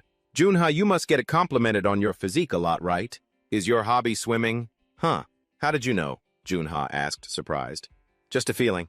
The conversation quickly shifted. The drinking party suddenly turned into a swimming class, where Junha enthusiastically lectured about free diving and snorkeling, capturing everyone's attention. And Yuen turned to Minna, cleverly bringing up her hobby of watching movies, making the conversation as lively as if they were in a movie theater. Just by adjusting your words a little, a conversation can become much more interesting, Yuen judged calmly. While everyone was happily chatting, Oh Jong-hoon started to feel left out. And Yuen knew, with someone who pathologically craved attention like him, he wouldn't stay silent for long. Jong-hoon's face was already red from the alcohol. He suddenly turned to another friend. "Hey Junhwan, what stock did you buy again?" "Ah, what was it called?" Junhwan scratched his head, confused. "Hold on," Jong-hoon growled. "You don't even remember what you invested in. When you do something, you should focus on it." He dragged Yuen in to be sarcastic. "Or do you also want to be lucky and stumble into a big win like clueless Yuen? Ha ha, just because you got lucky once you think you're something special, even treating everyone to celebrate." Yuen paid no mind. He calmly analyzed in his head. Alcohol inhibits the prefrontal cortex, which controls reason. At the same time, it stimulates the limbic system, which governs emotions and instincts. In other words, alcohol impairs judgment and increases impulsive behavior. Everyone here is wearing a mask, but the drunkenness is shattering Oh Jong-hoon's mask, exposing his true self. Jong-hoon's eyes shifted to Junhwan, pointing to his bracelet. "What's that bracelet?" "Ah, this is a Hakuna Matata bracelet. They say it brings good luck." "Yeah, good luck." Jong-hoon burst into malicious laughter. "You think? A cheap bracelet like that can bring good luck. Luck only comes to those who are competent, you get it."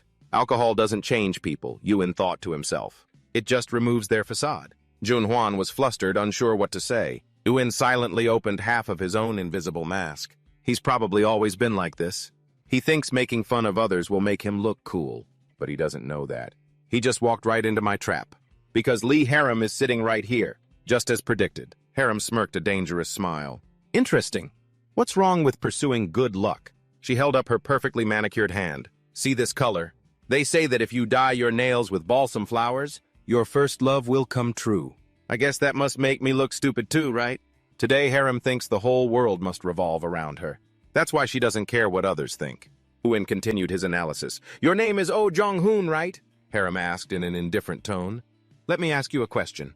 Those fake brand clothes, watch, and shoes you're wearing, do they really make you feel better about yourself? Do you really think people will applaud your fragile ego just because of those things? How could Yuen have predicted everything? Now it was Jong-hoon's turn to explode. What? Jong-hoon shot up, kicking his chair back and screaming in anger.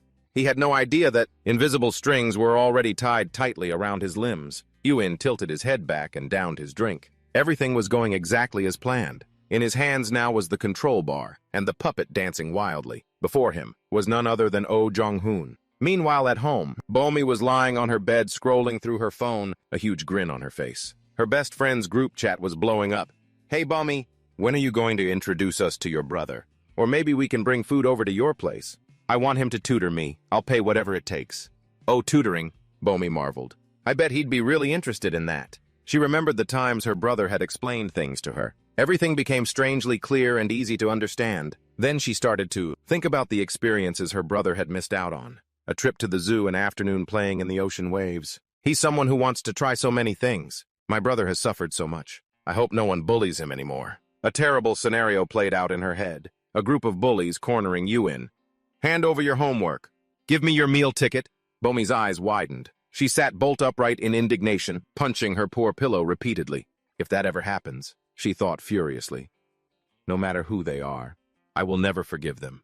How dare they do that to my brother? The soft thuds, so loud that her mom had to call in. Bomi, is everything okay? The noisy atmosphere suddenly quieted down when Harim's ice-cold voice cut through, sharp and direct.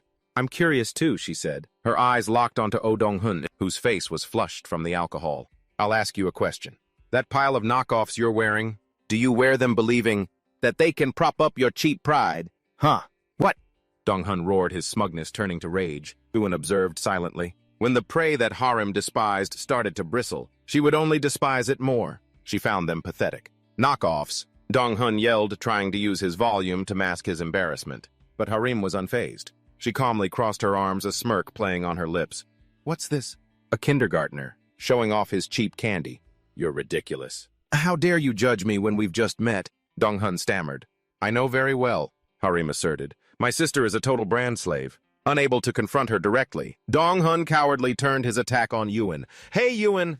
Who the hell does she think she is? Harim frowned. She stood up, opened her handbag, her voice full of boredom. So childish. Do you get a kick out of making fun of others for everyone's entertainment? You're the one who came here and ruined the mood. Dong-hun screamed, completely losing control. What gives you the right to say my stuff is fake? Slam. Harim slammed 2 large denomination checks onto the table, cutting Dong-hun off. He glanced down, his eyes wide with shock. You ruined the atmosphere with your mouth, Harim said nonchalantly, a contemptuous smile clear on her face. If I ruined it, then I'll pay for it. Happy now? You look like you're in desperate need of money. With that, she glanced at Yuen. Yuen, I'm leaving first.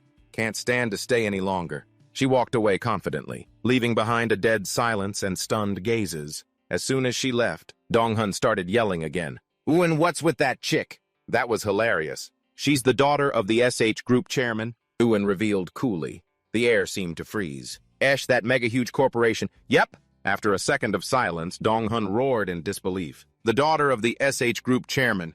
Yuen replied concisely. The group began to whisper. How do you know someone like that? No wonder she had such an aura. Suspicious glances started to fall on Dong-hun. She said his stuff is fake. I was wondering how he could afford designer clothes but not a car.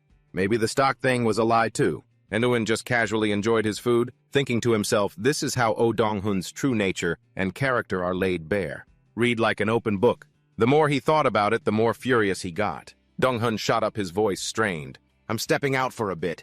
He stormed out, having lost his mind, screaming, Stop! What did you just say? He chased after Harim, shouting insults. So you're the SH group chairman's daughter, big deal. Harim merely glanced at him, her voice dripping with contempt. Who I am is none of your business. You reek. Is your cologne a fake too? You! Dong-hun's face turned purple with rage, but just as he was about to lunge, a tall bodyguard stepped in front of Harim, his voice deep and threatening.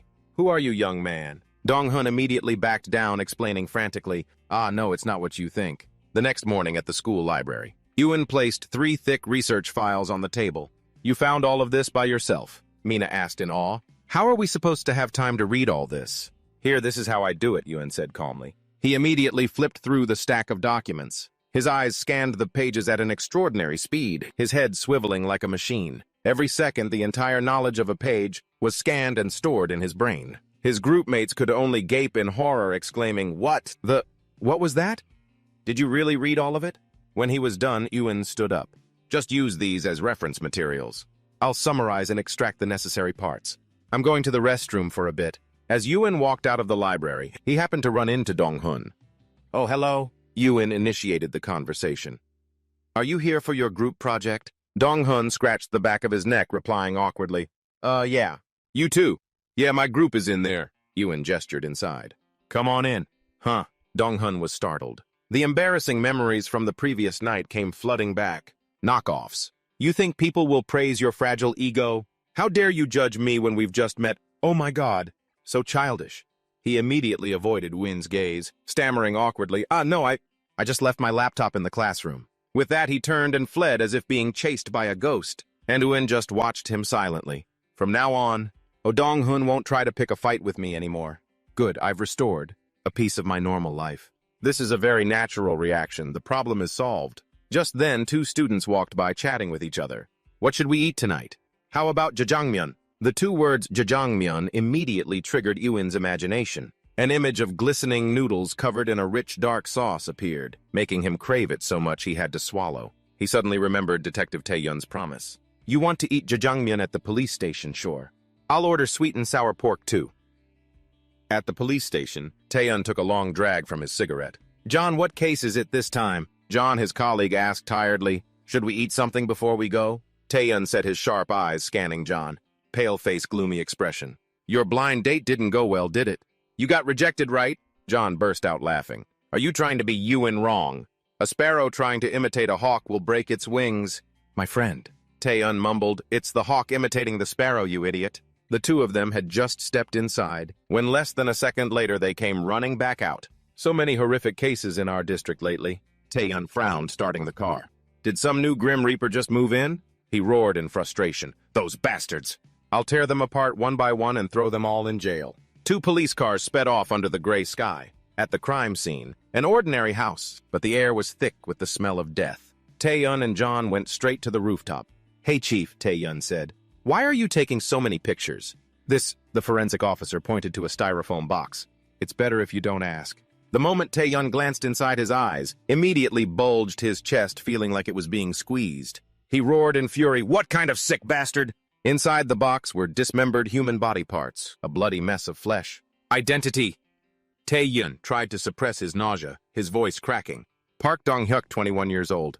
The homeowner's son. The two of them went down to the living room. Seeing the victim's parents, Tae-yun's heart grew heavy. This was always the hardest part. The best way to comfort them now was to catch the killer, as soon as possible. I'm so sorry for your loss, he began. I know this is very difficult, but I need to ask you two a few questions. Immediately, the father lunged forward and grabbed Tae-yun's shoulder, screaming desperately. Detective, please catch that bastard. Tae-yun held on to him, trying to calm him down. He looked over at his mother. She was sitting stunned on the floor, her red-rimmed eyes lifeless. She's about to pass out. Where are the paramedics? He yelled. Amidst the chaos of ambulance sirens and people shouting, Tae-yun turned to the forensics team. Any new leads? Nothing significant yet, a tired forensic officer replied, pulling down his mask. I've never seen anyone this twisted. Looking at the M.O. This definitely isn't his first time. Tae-yun's brow furrowed tightly. He mumbled dismemberment and disposal. We need to check all the cameras. In this area immediately. Just then his phone vibrated. The name Jin, when on the screen, was like a shot of adrenaline. His spirits immediately lifted. What does the kid want to eat this time? Beef, seafood, I'll get him anything. After class, Ewan was walking out of the school gate while on the phone. Hello, detective? Oh, Ewan, what's up? You're calling me first. Tae-yun's voice on the other end was full of surprise. It's almost dinner time. Have you eaten yet? Ewan asked. Meanwhile, his friends, Mina Mansu and Jonu, were whining tiredly behind him. I'm so beat from working on the project today. My hand is so sore I've probably lost my fingerprints. Let's get a cab. I can't walk another step. Not yet, Tae-yun replied. Looks like I won't be able to have dinner tonight. Are you at a crime scene? Ewan guessed immediately. Yeah, it's just that this scene is a bit, Can I go there? Ewan suggested immediately. Maybe I can help a little. As if waiting for just that, Tae-eun grinned from ear to ear, his volume skyrocketing to an eardrum-shattering level. Awesome, I'd love it if you came. His shouting not only made Ewan startle and pull the phone away from his ear, but also made his entire group of friends stumble. Whose voice is that loud? Tae-eun, completely unaware, continued to boom. Of course you can help a lot. Our Ewan has top-tier criminal profiling skills. So much so that, a police officer standing nearby had to clear his throat as a reminder. Sorry, Tae-eun said awkwardly, then lowered his voice and asked, But Ewan, can you handle it? This case is very brutal, dismemberment. I'm fine, Ewan replied concisely. Even though I really want you to come, Tae-eun asked again worriedly. Really all right? Then come on over. After we're done, let's go get some beef again. No, Sir, Ewan refused. According to the law of diminishing marginal utility, we should eat a variety of foods, no matter how delicious a dish is. If you eat it often, it becomes boring. Conversely, eating it occasionally makes it taste much better. The law of diminishing what now? Yes, therefore Win continued. Today, we will be eating jjajangmyeon and sweet and sour pork at the station. Jjajangmyeon, Tae-eun thought helplessly. Are you saying you're coming all the way to a horrific murder scene just to eat jjajangmyeon? Just then John approached. Captain, is Ewan coming? Should I go pick him up? Yes, Get him over here right now. Before he changes the menu, Tae-eun covered the phone and ordered hastily. The menu, sir. Tae-eun didn't explain and continued speaking to Ewan. John will come pick you up. No need, sir. I can get there myself. Just send me the address. When Ewan arrived at the residential complex, the sun was beginning to set. He saw John waving from a distance. When was it hard to find this place? I told you I'd pick you up, John said cheerfully, and immediately received a sharp glare from Ewan. Because that's not normal, Ewan replied, being escorted by a police car, under everyone's watchful eyes, is really not normal. You coming here isn't normal in the first place, John retorted. The two of them chatted as they walked. Just leave your bag in the car. You really look like a student. Well, I am a student. Ah, that's right. Warm-up question, John asked with a smile. Guess what I had for lunch today? Beef intestine soup, Ewan guessed instantly. Whoa, how did you know? John was amazed. You didn't brush your teeth, did you? Inside the apartment, Ewan continuously observed the structure of the house while John called Tae-eun. Senior Ewan is here. After a polite greeting, Ewan got straight to the point. Hello, sir. Where's the body? Why are you looking for the body first like the forensics team? Tae-eun was surprised. It's already been moved to the National Forensic Service. What about the first person to discover it? Did you take pictures of the scene? Of course. The discoverer was the victim's mother. The culprit hasn't been identified yet. Just then an older police officer approached. Who's this? Never seen him before? This is the little brother I was just talking about, Win. Tae-eun introduced him with a smile. This is the kid, the criminal profiling expert. The officer looked at him, then turned to Tae-eun. But is it okay to let a civilian into a crime scene? Just for a moment, just a little peek. Tae-eun chuckled sheepishly. Please keep this a secret for me. The officer glared at him and mumbled. You brought the kid here just because he got lucky a few times. Watch out, you might get disciplined. Win, just ignore him, Tae-eun said awkwardly. Yes, it's fine. Ewan didn't mind at all. I think for a normal person, that kind of reaction is also normal. More importantly, show me the photos. Can you really look at them? Tae-eun asked cautiously again. Seriously, they look horrific. This is the first time I've ever seen a scene like this. Yes. But Ewan still held out his hand, his voice unusually calm. Yes, I'm fine. If you feel nauseous or dizzy, you have to tell me right away. Tae-eun was still not reassured. Okay, don't force yourself. Yes. As Ewan took the phone, Tae-eun was still leaning in, reminding him, just swipe to see more. Finally, Ewan gave the annoying detective a helpless glance before he could finally focus on the photo. Immediately, his eyes widened. The analysis process began. The body parts were hacked up. The cuts are not clean like with a bandsaw. High probability the weapon was some kind of handsaw. His mind seemed to enter its own world, where he stood before a table full of weapons, eliminating possibilities one by one. Suddenly, he was startled by a small evidence bag. What's this? Ah, that was found inside the body. We have to wait for analysis to know for sure. Looks like thread and fabric fibers, Ewan suddenly guessed. Fabric gloves are often used when handling meat. He knelt down to observe the styrofoam box containing the body. This box is too clean. An ice box. Tae-eun was surprised, but Ewan didn't answer. He continued to ask, does the victim's family usually lock the gate? Yes, that's why they were caught off guard. The killer knew the family's routine well. High probability it's an acquaintance. He frowned and pointed towards the wall. The killer climbed over the wall. That part of the wall is clean of dust as if it was just wiped. A virtual figure appeared in Ewan's mind. The degree of scratches and the wide area of wiped dust suggests he climbed over on his stomach. Therefore, his height is around 170. Motor skills are poorer than average. Age could be older than predicted. Who's inside the house? Ewan looked up and asked. Only the father. The victim's mother was just taken to the hospital. Can I go inside and take a look? Inside the living room, John was talking to the father. Feel free to look around, Tae-yun said quietly to Ewan. Ewan began to scan the room. His gaze stopped on the glass cabinet filled with trophies and medals. There's not a single photo of the whole family together. Only photos of this man holding trophies. High self-esteem. Can't escape the glory of the past. He continued to take note. Large-sized refrigerator, ceramic dining table dishwasher. At a glance, they seem well off. But there are many inconsistencies. Perhaps the business failed. Ewan suddenly walked up to the father and asked directly, Does anyone hold a grudge against you? Are you a detective too? The man looked confused, then angrily insisted, No, I told you no. Behavior attempting to hypnotize others into believing him, but leaning back on the sofa, a defensive posture. This is a freeze response. Please think carefully, Ewan prompted. There must be someone. I've lived my whole life without ever harming anyone. The father mumbled, holding his head. Seeing that he seemed distraught, Ewan decided to launch a probing attack. The butcher shop. The father froze. John and Tae-yun simultaneously turned to look at Ewan with suspicion. Which butcher shop? What did you just say? The father leaned towards Ewan, asking urgently. Ewan carefully judged. He's leaning towards me. A sign of wanting to hear more and interact. He just repeated those two words. The butcher shop. This time, the father suddenly became agitated. A surge of rage caused him to smash the phone in his hand. That bastard! He roared. Could it be that bastard? Lee Sung-bum? Ewan said nothing, just observed silently. This is just the beginning.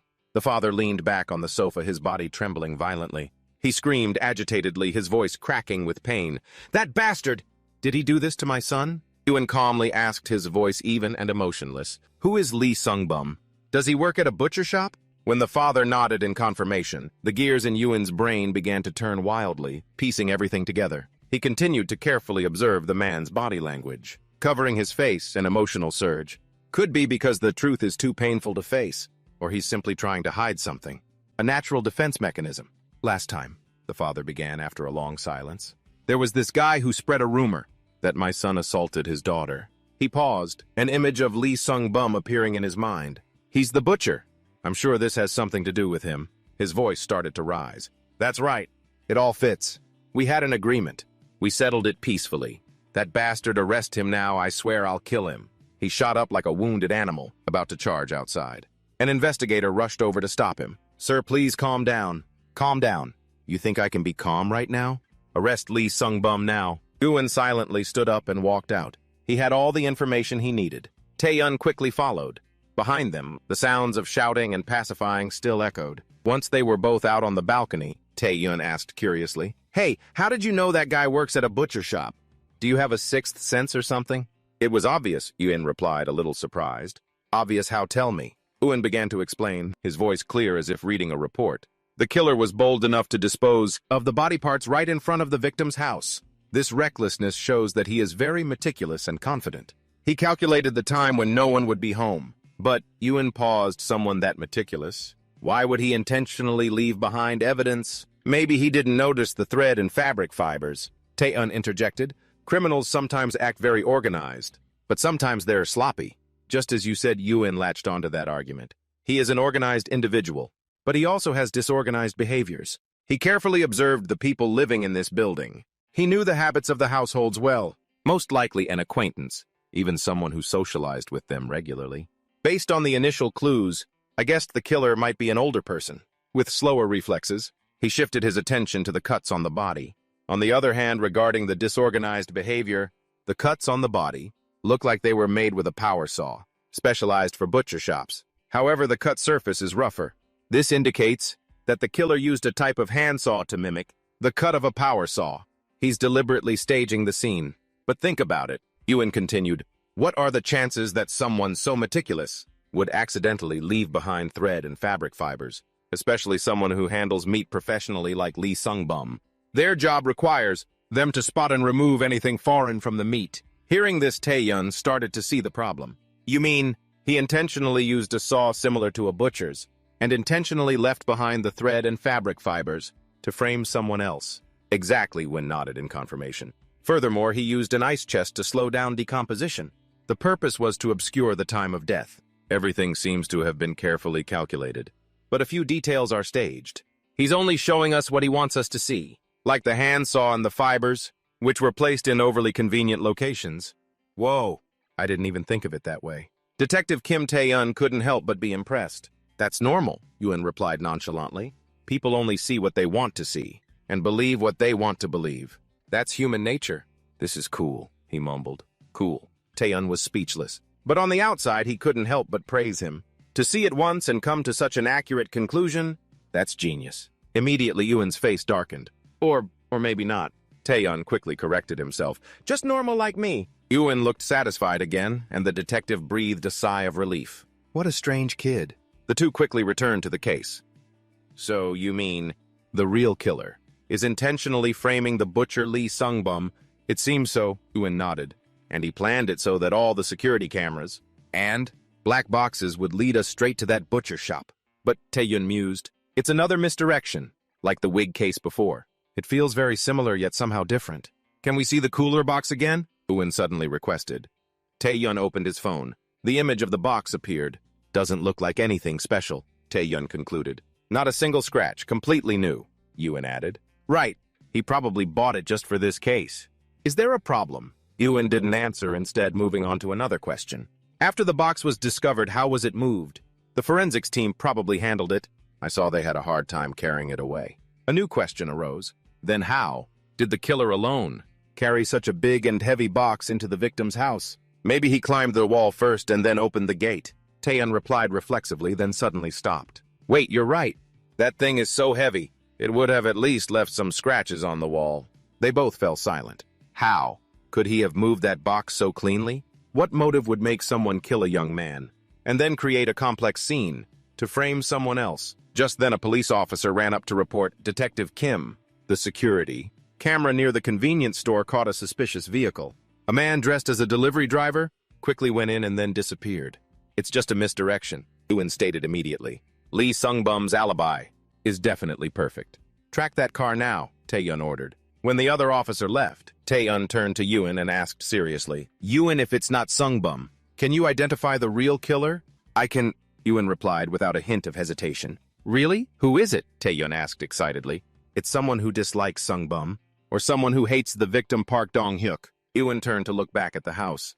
And that person's identity will be revealed by the father himself, the one who is mourning his son. When Win and Tae-eun returned to the living room, the father was again in a rage with the investigators. Let me go. Oh, sir, please sit down. At that moment, a small detail caught Ewan's attention. The father's leg was swollen. While the man was yelling, I need some water. Get me some water. Ewan was still observing carefully. Slightly yellowed eyes, dry lips, constantly swallowing saliva. Looks like he's genuinely thirsty. Oh, right, here you go, sir. An officer handed him one. He starts with a glass of water. Everything seems very normal, but in Ewan's head, the pieces are starting to fall into place. As Mr. Park stumbles toward the glass muttering, it's just water, don't make a fuss, Ewan suddenly reaches out and grabs his wrist firmly. While the father is still stunned, Ewan begins his diagnosis, his voice cold and precise. Your hands are very cold. You've been going to the bathroom more often lately, haven't you? Unsteady gait and slightly swollen fingertips. It looks like normal thirst, but it's not. These are symptoms of diabetic complications, a serious kidney problem. How did you know? Mr. Park stammered in astonishment. Drinking water now could weaken your kidneys even further. Ewan warned. What? Mr. Park suddenly became angry and shook Ewan's hand off. Who gives a damn about that right now? Just catch that bastard. Ewan abruptly changed the subject. It seems your business was once very successful, but has recently run into a lot of trouble. That statement was like adding fuel to the fire. What did you say? Are you mocking me? He growled. What's so strange about failing in business? What does that have to do with anything right now? Standing behind them, Tae-eun also broke into a cold sweat. Hey, Ewan, he whispered. Can't you be a little more tactful? You're about to get me fired. But Ewan completely ignored him. He continued his ruthless analysis with the father. Your son had a bruise on his head. He died from being struck by a blunt object with a sharp edge. Then his body was dismembered. He paused, then continued, his voice filled with doubt. Normally, if there isn't a deep-seated grudge between the two parties, Cases with this level of brutality are very rare. That's why I asked about your business. Could a butcher really hold that much of a grudge? Seemingly oblivious to the stunned look on Mr. Park's face, Wynn continued. Even when his daughter was attacked, he still chose to settle things peacefully. Could a person like that really be so vicious? And then deliberately leave such a horrific scene for you to find, could he really hate you that much? Ewan's words also planted seeds of doubt in the other investigators' minds. That's right, most fathers would never agree to a settlement. They'd want to throw him in jail. Exactly, Ewan said. We have to consider all possibilities. It's very possible that the real killer has a personal vendetta against you. A grudge I've never heard anyone, Mr. Park insisted. Think carefully. Ewan's voice was stern, his eyes fixed on him.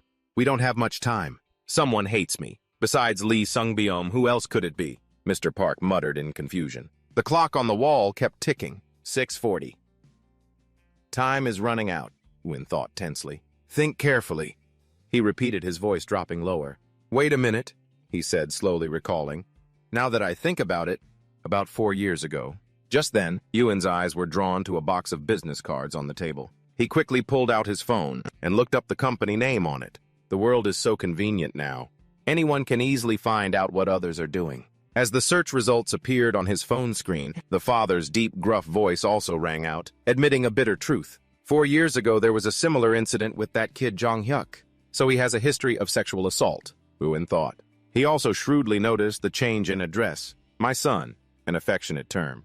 That kid Jong-hyuk, a term that creates psychological distance, an unconscious reaction to separate himself from his son's actions. Did the other party claim they were sexually assaulted? Ewan asked. Yes, he admitted. Then he added grimly, that was also when my thriving business started to collapse. Who was it? Ewan asked calmly, as if they were discussing the weather. It was the daughter of a former employee, Mr. Park answered quickly. Did you settle with them? Ewan dug deeper. At this he seemed a bit annoyed. I even promised to promote him. Kids make mistakes, right? I even gave them a pile of money. I thought that would be enough. He almost roared. But somehow, those trashy reporters found out. His daughter committed suicide because of those articles. They're the ones who killed her. Ewan watched him in silence. But in his mind, a malevolent light bulb was staring intently at this man. Should I guess who really killed that girl? Thinking back, he continued, maybe he did this to get revenge on me. Ewan immediately noticed the anomaly. This, an overly mild way of putting it. It would make more sense if he used words like atrocious act or horrific crime. Do you remember that employee's name? Or his daughter's name? No, it was 4 years ago. I don't remember clearly. I see, Ewan concluded softly. But his gaze lingered on the trophy-filled shelf. High self-esteem. Always invests in himself even when finances are tight. He suddenly changed the subject. You like to go for walks, don't you? Yes, I walk around the neighborhood every day to stay healthy. But what does that have to do with anything? It's relevant, Ewan cut in. You've been living here for a year. While on your walks, have you seen anyone suspicious? I don't think so. What about people who moved in the same year as you? No, I don't think so. At this point, Ewan began to lead him into a hypothesis of his own creation. So let's think about it this way. That former employee, the one whose name you don't remember, has been harboring a grudge and planning his revenge. He used the butcher as a scapegoat, setting everything up to make him look like the real killer. Mr. Park was immediately drawn in, harboring a grudge since his daughter died. And planning this until now, he gritted his teeth. That bastard. Just as he sank into his resentment, Ewan coldly shattered the hypothesis. No, but I'm ruling the former employee out as a suspect. What ruled out? Why? The culprit has to know this neighborhood like the back of his hand, Ewan explained. That requires him to live here, or frequently stake it out. And yet he never ran into you, a person who walks every day. You said you haven't seen anyone suspicious, and that no one new has moved in. Even if the culprit conceals his identity, human instinct will still sense a threat. That's how the limbic system works. Based on that, if the killer was the former employee, you would have surely recognized him. I don't think I saw anyone. Maybe I just wasn't paying attention, Mr. Park stammered defensively. Ring, ring. Tae-yoon's phone rang. We found the car. It's a stolen vehicle abandoned near the butcher shop. Really quickly confirm. The butcher's alibi. As Tae-yoon hung up, he met Ewan's gaze staring at him. Are you a robot? You've never been wrong, Mr. Park hurriedly asked. Did they catch Lee Sung-byom? But at least they found him, Tae-yoon reassured. At this moment, Ewan's attention was focused on the disarranged objects on the table, a sign of hastily checking if anything was missing. but fundamentally they are just sensitive people. A scene played out in his mind. The father stumbling out from another room, accidentally bumping into the shelf, causing the trophies to fall to the ground. All the pieces were starting to fall into place. And Yuen could clearly see the awkwardness in his every gesture. He was trying to put everything back to normal, but nothing was normal. This is why being normal is so difficult. "Excuse me, sir," Yuen said, his tone turning serious. "You want to catch the killer quickly, right? Then you have to answer all of my questions." "Ask away," the father agreed immediately. "Anything. Do you clean the dining table every day?" Yuen began with a seemingly unrelated question. Yes, after meals, my wife," he answered instinctively, then suddenly stopped. "Wait a minute. What are you trying to say?" "Jong-hyuk is dead. What the hell does this matter?" Yuen didn't answer. He just coldly listed the bare facts. "You have diabetes, and the troubles your son caused are its complications. Your business collapsed. You used to be very healthy, enjoyed playing golf, but from then until now, you've lost a significant amount of weight and your physical strength has declined." "Isn't that right?" Hearing this, not only Mr. Park but also Tae-yoon was bewildered. What is this kid trying to do? Tae-yoon suddenly remembered Yuen's speculations about the killer. Around 170 tall. Diminished physical condition. Could be an older person.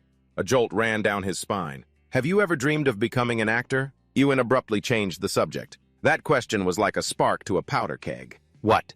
What kind of stupid question is that? Are you even a cop?" he roared. "Yes," Yuen affirmed confidently, stunning the father. He turned to another investigator. "Hey, what the hell is wrong with this kid?" Yuen turned to Tae-yoon and asked casually, "Detective, can I borrow some luminol? Why all of a sudden, we're out of time."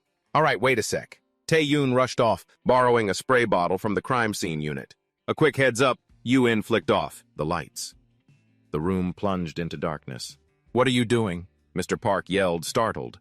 Before everyone's eyes, Yuen calmly sprayed the luminol solution on the tabletop. Mr. Park's face immediately went pale. The liquid seeped in, drop by drop, and then an eerie blue fluorescent light gradually became visible. "Huh, what's that? Why is it here?" Tae-yoon and the captain were astonished. In one corner of the table, a very large and clear glowing patch appeared. But Yuen kept staring at Mr. Park's frozen face. "It seems this is your son's blood, isn't it?"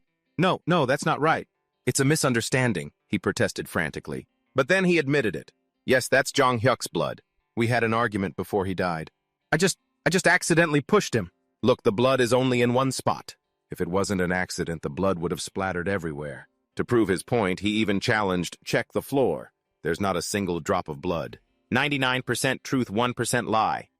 Yuen realized. He agreed. "Of course there isn't." He turned and walked toward the trophy display case. "As you said, the wound wasn't serious. But the problem is what happened after." "What the hell are you talking about?" Mr. Park roared. Yuen picked up a golf trophy. The moment he saw it, Tae-yoon began to understand with dawning horror. "Yuen, that thing, don't tell me." "Small scratches are visible," Yuen nodded. "But the upper left part is suspiciously polished." "That's not true." Mr. Park's whole body trembled. He screamed like a wounded animal. "Of course it's polished. Do you have any idea what I went through to get that? The least I can do is wipe it down." Before he could finish, Yuen sprayed the luminol solution on the trophy. Under the eerie blue light, hidden traces of blood appeared, telling a silent and terrifying story. "Wait, what are you doing?" Mr. Park screamed. "What are you doing with someone else's trophy?" But Yuen paid him no mind. He held up the trophy, letting the fluorescent light illuminate its shiny surface. And on it, reflected the trembling, fear-contorted face of Mr. Park.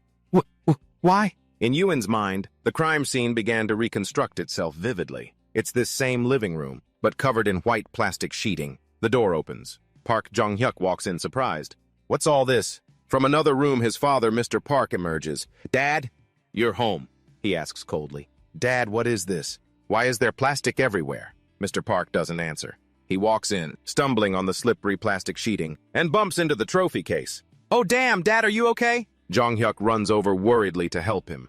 "You have to be more careful." "I'm fine," Mr. Park replies curtly. "But what's all this for?" Jong-hyuk asks while helping his father rearrange the trophies. "Is Mom making kimchi again? Aren't you supposed to be on the night shift?" "No, it's time for you to become a good son." "A good son," he says casually, picking up the heaviest trophy. And Jong-hyuk still doesn't realize the danger. "But I have plans. I was going to hang out with my friends tonight." Whack. The trophy in Mr. Park's hand has slammed into his head. Jong-hyuk falls to the side, looking at his father in horror. "Dad, But Mr. Park is completely blinded by rage. He roars, swinging the trophy again. Do you know how much? I've had to clean up after you. Wait, Dad. Jong-hyuk panics, pleading. Crack! Another heavy blow lands. A son like you, staining this family's name. Dad, are you crazy? What's wrong with you? From now on, you're going to be a good son. So this time I have to hit you. Dad, I'm sorry, don't do this. The plea seems to only add fuel to the fire. No, I don't need your apology. Park Jong-hyuk stumbles away trying to escape. The scene before him blurs. He loses his balance, falls, and the back of his neck slams hard into the edge of the marble table. Crack. The sound of bone breaking echoes in the silent space. Back to the present. Eun is holding that very trophy in his hands. Most criminals would hide or dispose of the murder weapon, he says in a monotone. But you're the opposite. He felt a sense of weariness inside. He must think this trophy is worth more than his own son's life. A tragedy where narcissism triumphed over paternal love. Hey, look carefully.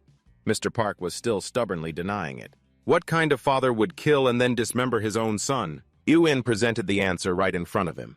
The kind of person who had a very hard time cleaning up after his son's sexual assault cases. If you truly loved your son, your denial might have been a little more believable, but that's not the case. You never wanted to solve his problems from the start. You just saw him as a business risk that needed to be eliminated, Eun added coldly, his eyes boring into the man opposite him. You ask what kind of parent would dismember their own child.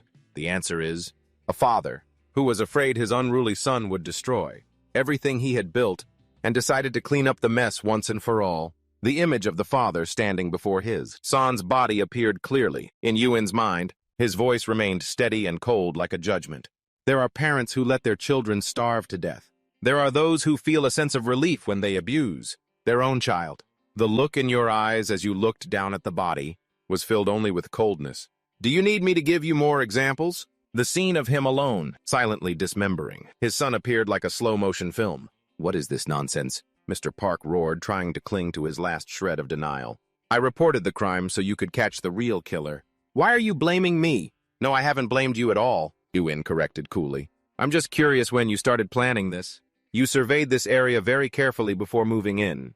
Didn't you choose a place with no security cameras? With routes that are hard to track to ensure you wouldn't be recorded.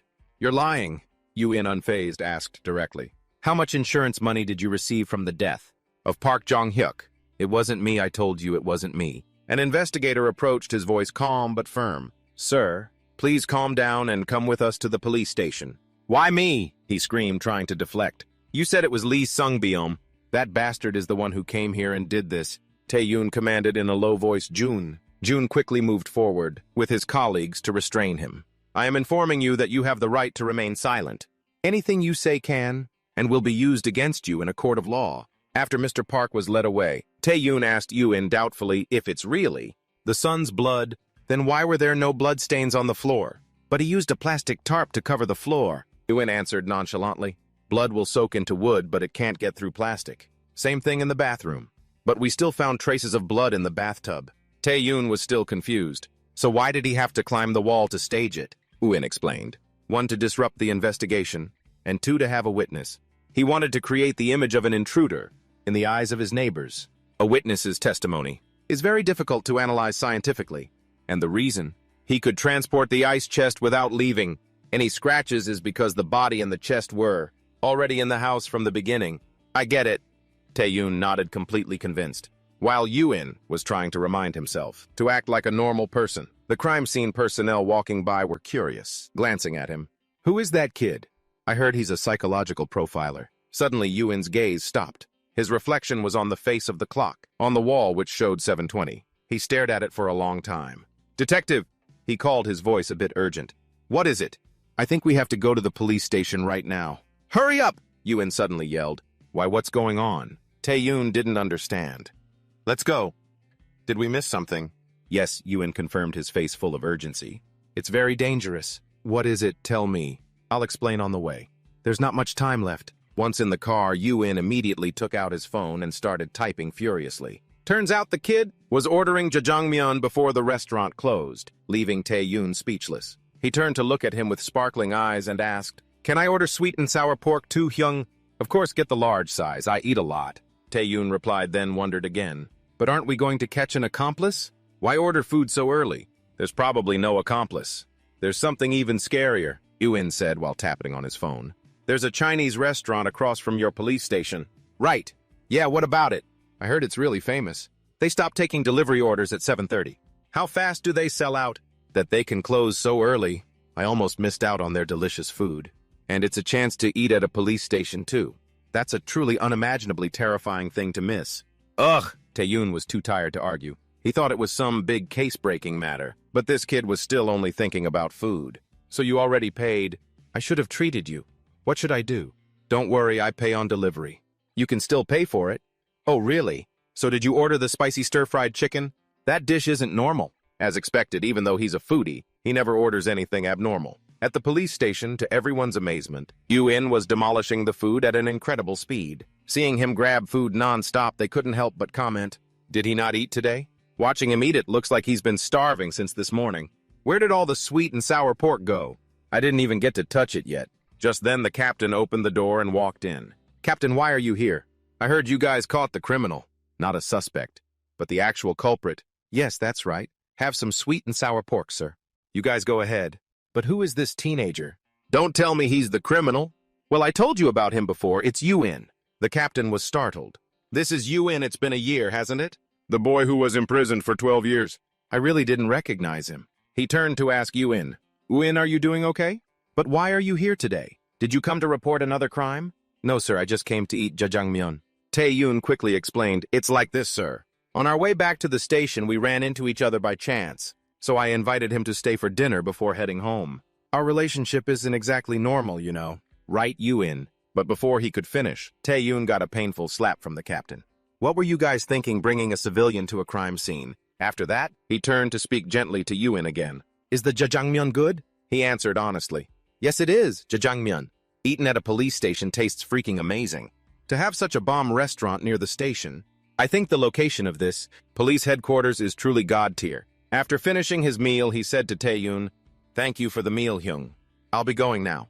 "Leaving already?" "Yes, sir, my mission is complete. Uina, let me take you home." "No, it's okay." "It's fine, just get in the car." The captain was angry. "Hey, why are you taking him home? You still have a pile of work to do."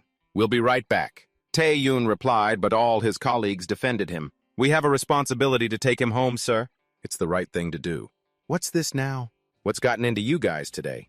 "Don't tell me Yuan paid for the noodles." "No way we'd do that, sir." Sometime later in a university class, Yuan's group was preparing for their presentation. Today was the test day. Mansu was so nervous he couldn't sleep. Why did it have to be my turn to present today? I've never lost at rock, paper, scissors before. However, he was the one who suggested it earlier. "Okay then, whoever loses has to present." "No takebacks," a female friend warned. Yuan answered confidently, "I'm going with Rock." The two female friends decided to follow him. "I'll go with Rock too." "Me too, Rock." Then Yuan turned and asked Mansu, "What are you going to throw?" "Me, I'm going with paper." But actually, Mansu had lied. He then threw scissors and lost. Mansu didn't expect the other three to actually throw rock, as they had said. As a result, he was stuck with the presentation duty. Yuan only had one piece of advice for Mansu. Don't just look, observe. In the classroom, the two female friends were cheering for Mansu. "You can do it. You got this, we're counting on you." However, it didn't seem to have much effect as Mansu was still trembling. The professor stepped up to the podium and announced, "Let's begin with Group 1's presentation." Yuan listened attentively and silently evaluated. This presentation is graded on a curve, although there are still a few minor mistakes. It won't affect the grade. Group 1's presentation ended. Next up was Group 2. The presenter was Jong-hoon. "You got this, Jong-hoon, but don't worry," his teammate encouraged. "Just trust me." Jong-hoon confidently stepped up to the podium. "Now our group will begin." Our prepared presentation. Group 2 was very well prepared. Jong-hoon's presentation was quite smooth. However, when it came to the Q&A session, he ran right into Yuan. He asked a long series of questions about principles, problems, and solutions, leaving Jong-hoon with no idea what Yuan was even asking about anymore. Only the professor was laughing to himself. Finally, someone understands my pain. Finally, Group 2 finished their presentation, with Jong-hoon's face as black as soot. Of Jong-hoon. That's all for this video. If you enjoyed it, don't forget to give Bear a like. Thank you and goodbye, everyone.